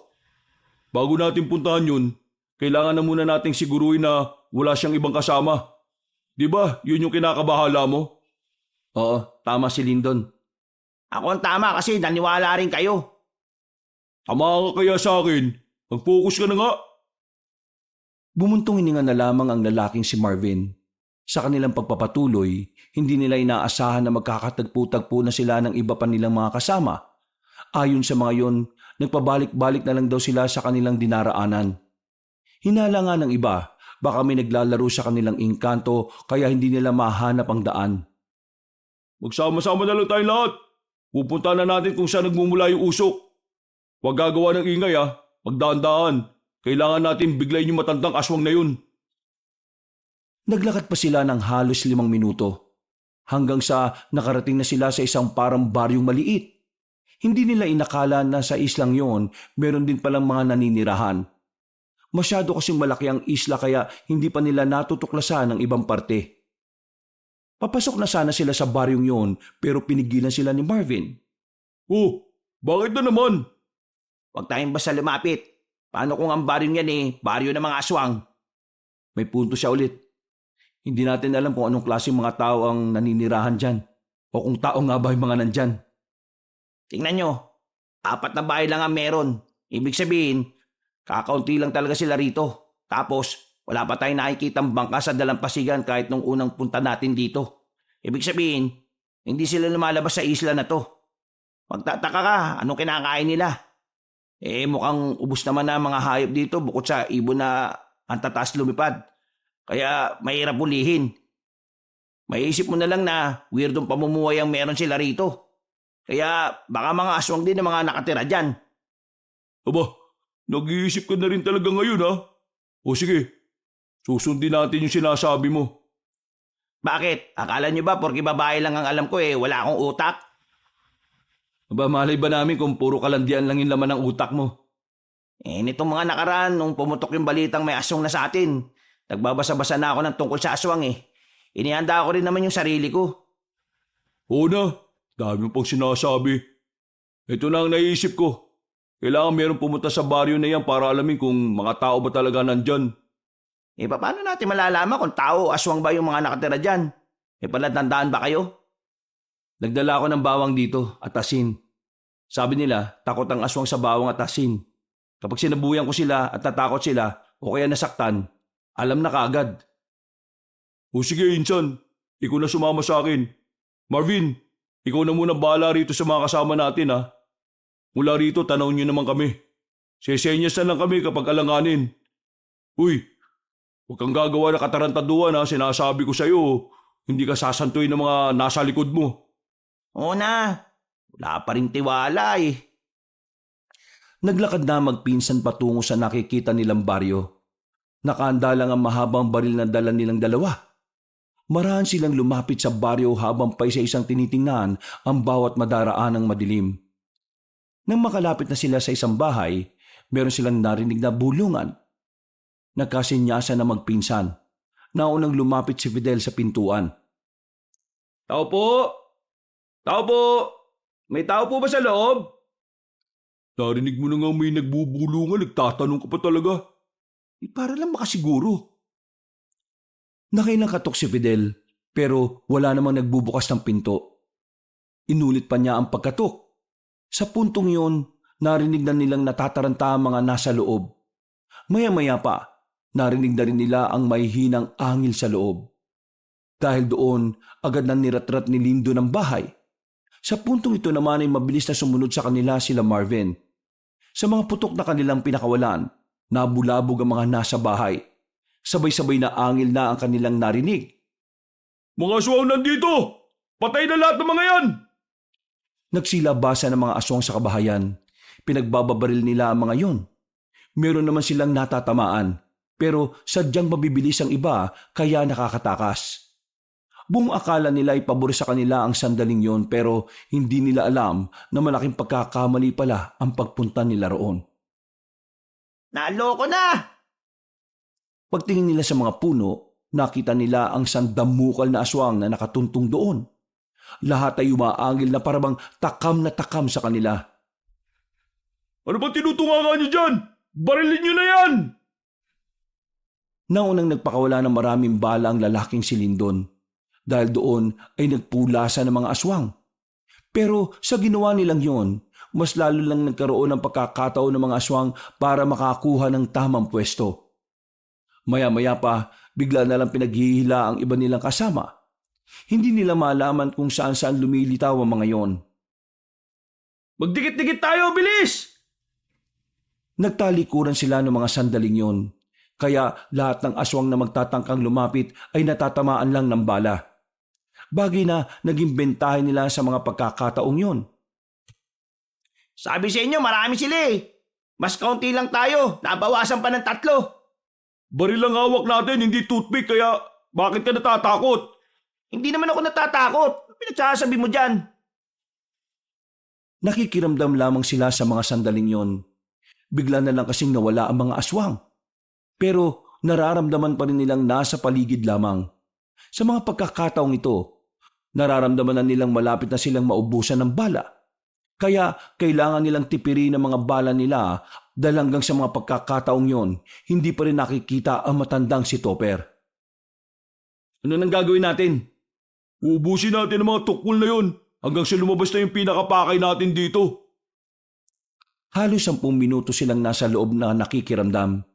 Nung una, akala nila ay umalis na ang mga yon. Pero nang maglakad na sila, bigla na lamang lumabas ang mga aswang at tumatake. Maririnig na lamang ang mga pag-angin at putukan ng baril. Inubos na nila ang bala nila sa huling grupo ng mga aswang na lumusob sa kanila. May mga tama na rin ang iba nilang kasamahan ng mga sandaling yon. Iilan na lang ang nakatindig. Ang iba ay hindi na rin makatayo dahil sa mga sugat sa iba't ibang parte ng katawan. Ubus na yata sila. Oo. Tapos tayo malapit na rin maubos. Kayong 3, alalayan niyo ang kasama nating sugatan ha. Dalhin niyo sila sa ligtas na lugar at asikasuhin ninyo. Kaming 3 naman, hahanapin na namin ang matandang aswang. Tumango lamang ang 3 lalaki.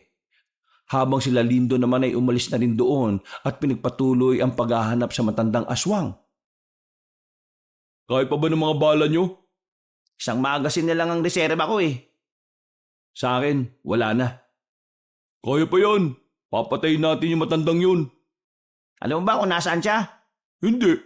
Pero hahalugugin natin tong isla na to kung kinakailangan. Ang laki nito. Baka mamaya eh, kakahanap natin sa kanya. Patayin na niya yung mga kasama natin. E di sana nagpaiwan ka ron para mabantayin mo sila. Huy, ano ba? Ang bira naman kayo. Nasa peligro na yung buhay natin. Nagtatalo pa talaga kayo? Napailing na lamang si Lyndon. Umuntungin na nga naman itong si Marvin. Tinapik ni Fidel sa balikat ang dalawa. Palis na sana sila nang marinig na nila ang tinig na matandang lalaki. Ako na lalapit sa inyo para hindi na kayo mahirapan pa! Napalingon sila sa likuran. Nakita nila matandang nakatayo lang na parabang hindi naman natatakot sa mga baril nila. Sandali itong tumingin sa buwan saka tumawa ng mahina. Hindi naman nagsayang ng oras ang 3 lalaki. Pinagbababaril nila ang matanda. Nanlalaki ang kanilang mga mata nang makitang hindi man lang nila yung tinamaan. Putik, anong klaseng aswang yan? Alam niyo na ba, mga aswang ay mas malalakas kapag bilog ang buwan? Napatingala ang 3 lalaki. Nakita nilang bilog na bilog ang buwan. Kaya pala ganun na lamang kabilis sa matandang lalaki sa pag-ilag. Pero kahit na ganoon, hindi pa rin nila ito tinigilan. Hindi sila magpapatinag kahit na anong mangyari. Wala kaming pakialam kahit maghugis puso pa yung lintik na buwan na yan. Pinaulanan nila ng pinaulanan ng bala ang aswang na si Topper. Pero kahit ni isa, hindi nila yun tinamaan. Nagtataka sila dahil bigla na lang silang nawawala sa focus habang binabaril nila ang matanda. Dumating sa puntong wala na silang bala at tanging kutsilyo na lamang ang hawak-hawak nila. Ngayon, magiging patas na ang laban. 3 kayo, mag-isa ko, kutsilyo, laban sa kabaw ka. Huwag ka mayabang, tanda. Gamitin mo yung mahaba mong kuko. Ilabas mo na yan. Ayokong mamatay kayo kaagad. Gusto kong dahan-dahan yung maramdaman ang hirap. Gusto kong iparanas ang parusa sa inyong unti-unti. Magsisisi kayo na ninakaw niyo ang pagbabayari ng mga aswang.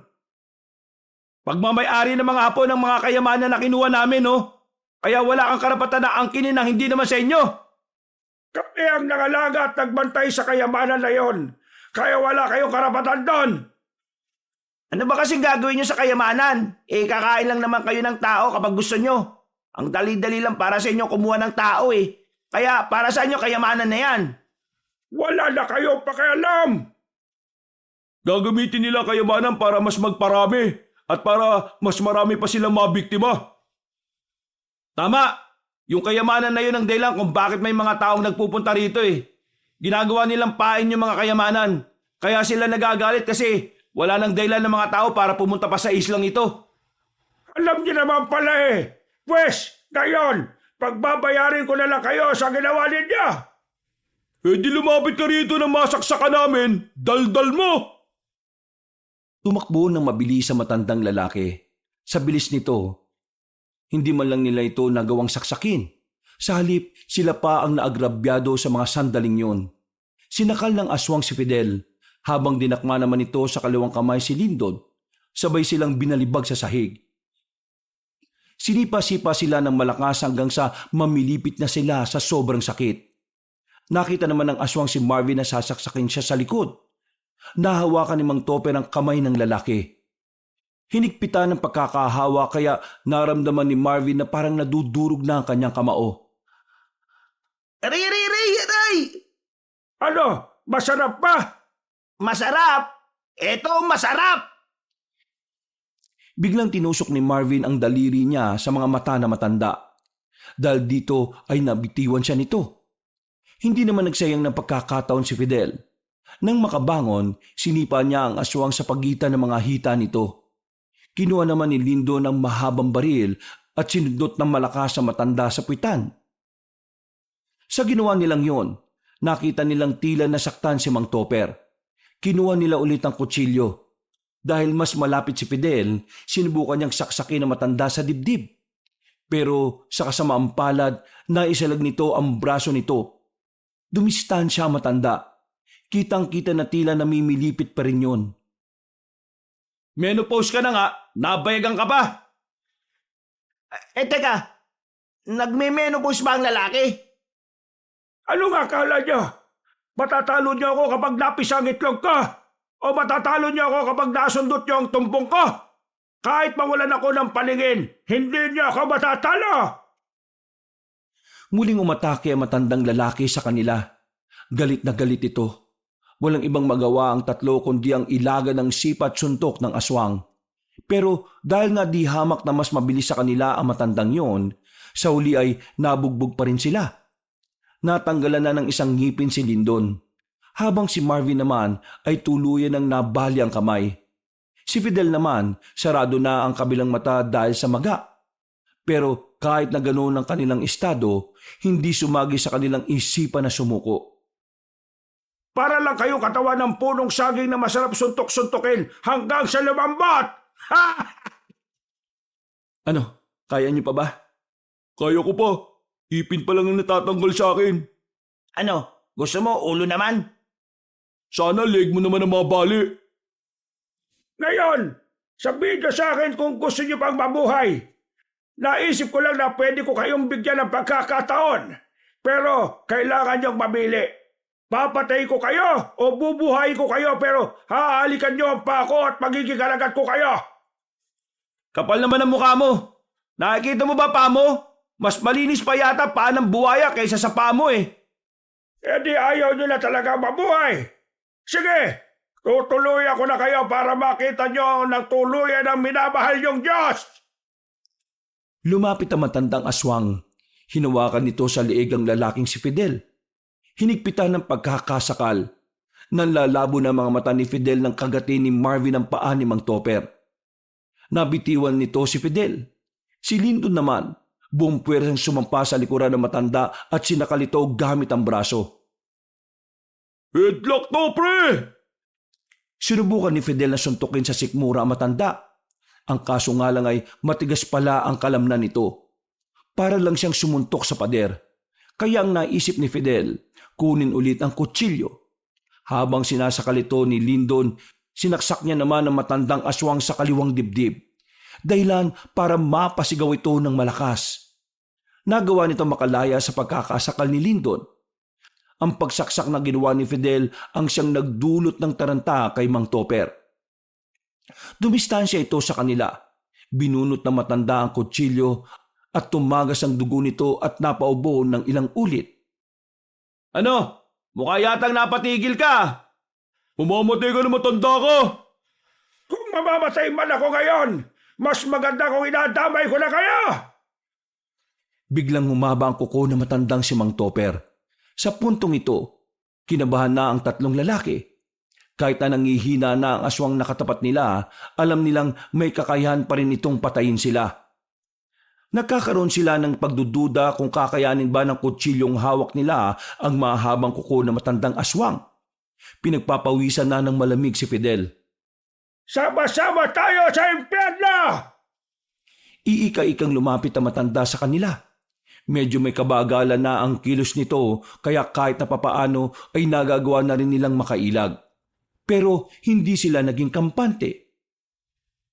Kaya na natin to mga pre. Kayo na lang! Bali na tong kanan ko eh! Fidel, sabayan natin. Kumuha na magandang tiyempo magpinsan. Maya-maya lang ay nasaksak nila ulit si Mang Topper sa kaliwang dibdib. Dahil 3 saksak na ang tinamo ng aswang, tuluyan na itong napaluhod. Wala na. Tapos ka na.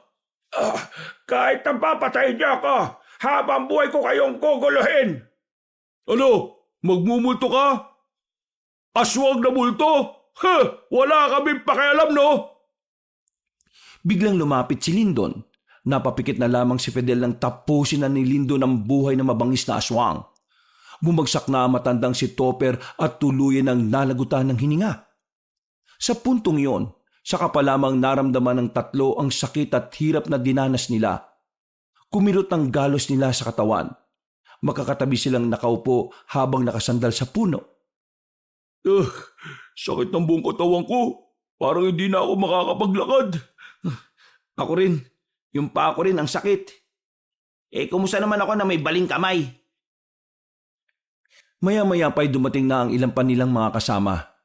Inalalayan sila ng mga yon na madala sa bangka. Ligtas naman silang nakaalis sa isla. Nang makabalik sila sa baryo, marami pa rin ang galit sa kanila. Karamihan sa mga nagagalit sa kanila ay ang pamilya ng mga namatay na kasama nila.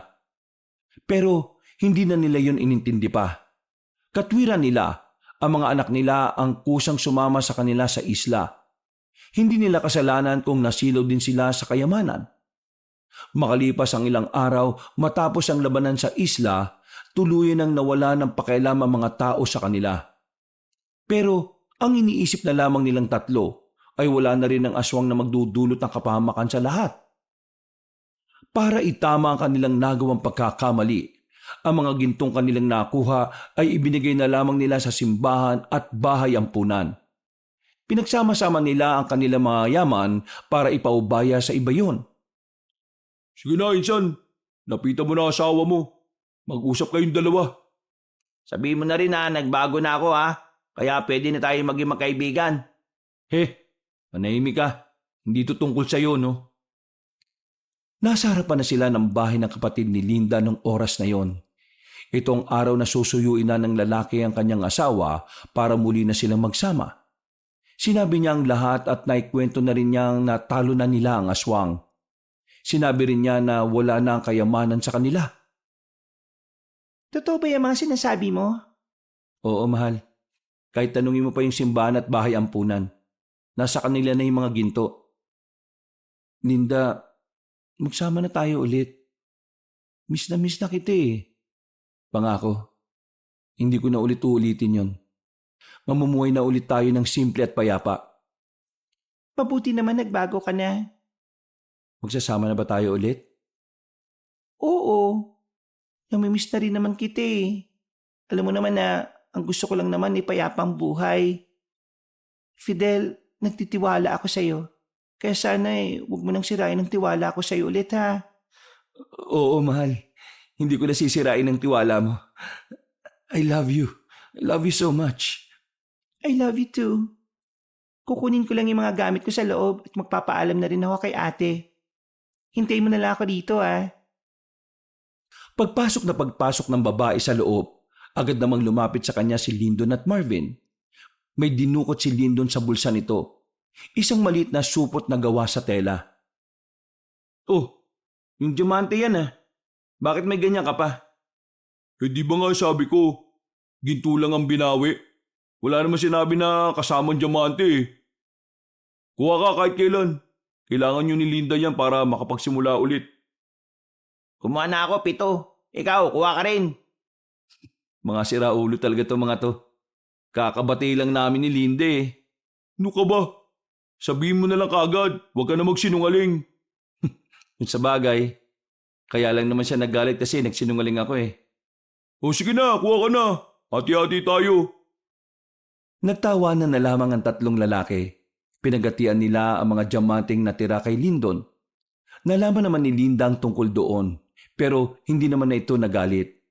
Ang mahalaga naman kasi para sa babae ay nagsasabi ng totoo ang kanyang asawa. At para din sa kanila, walang masama kung pakikinabangan nila yon dahil ibinahagi naman nila ang ibang yaman sa ibang tao.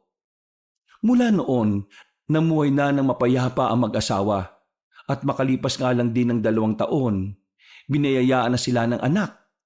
Isang bagong miyembro ng pamilya na nagsilbing liwanag sa bagong kabanata ng kanilang buhay. Wakas!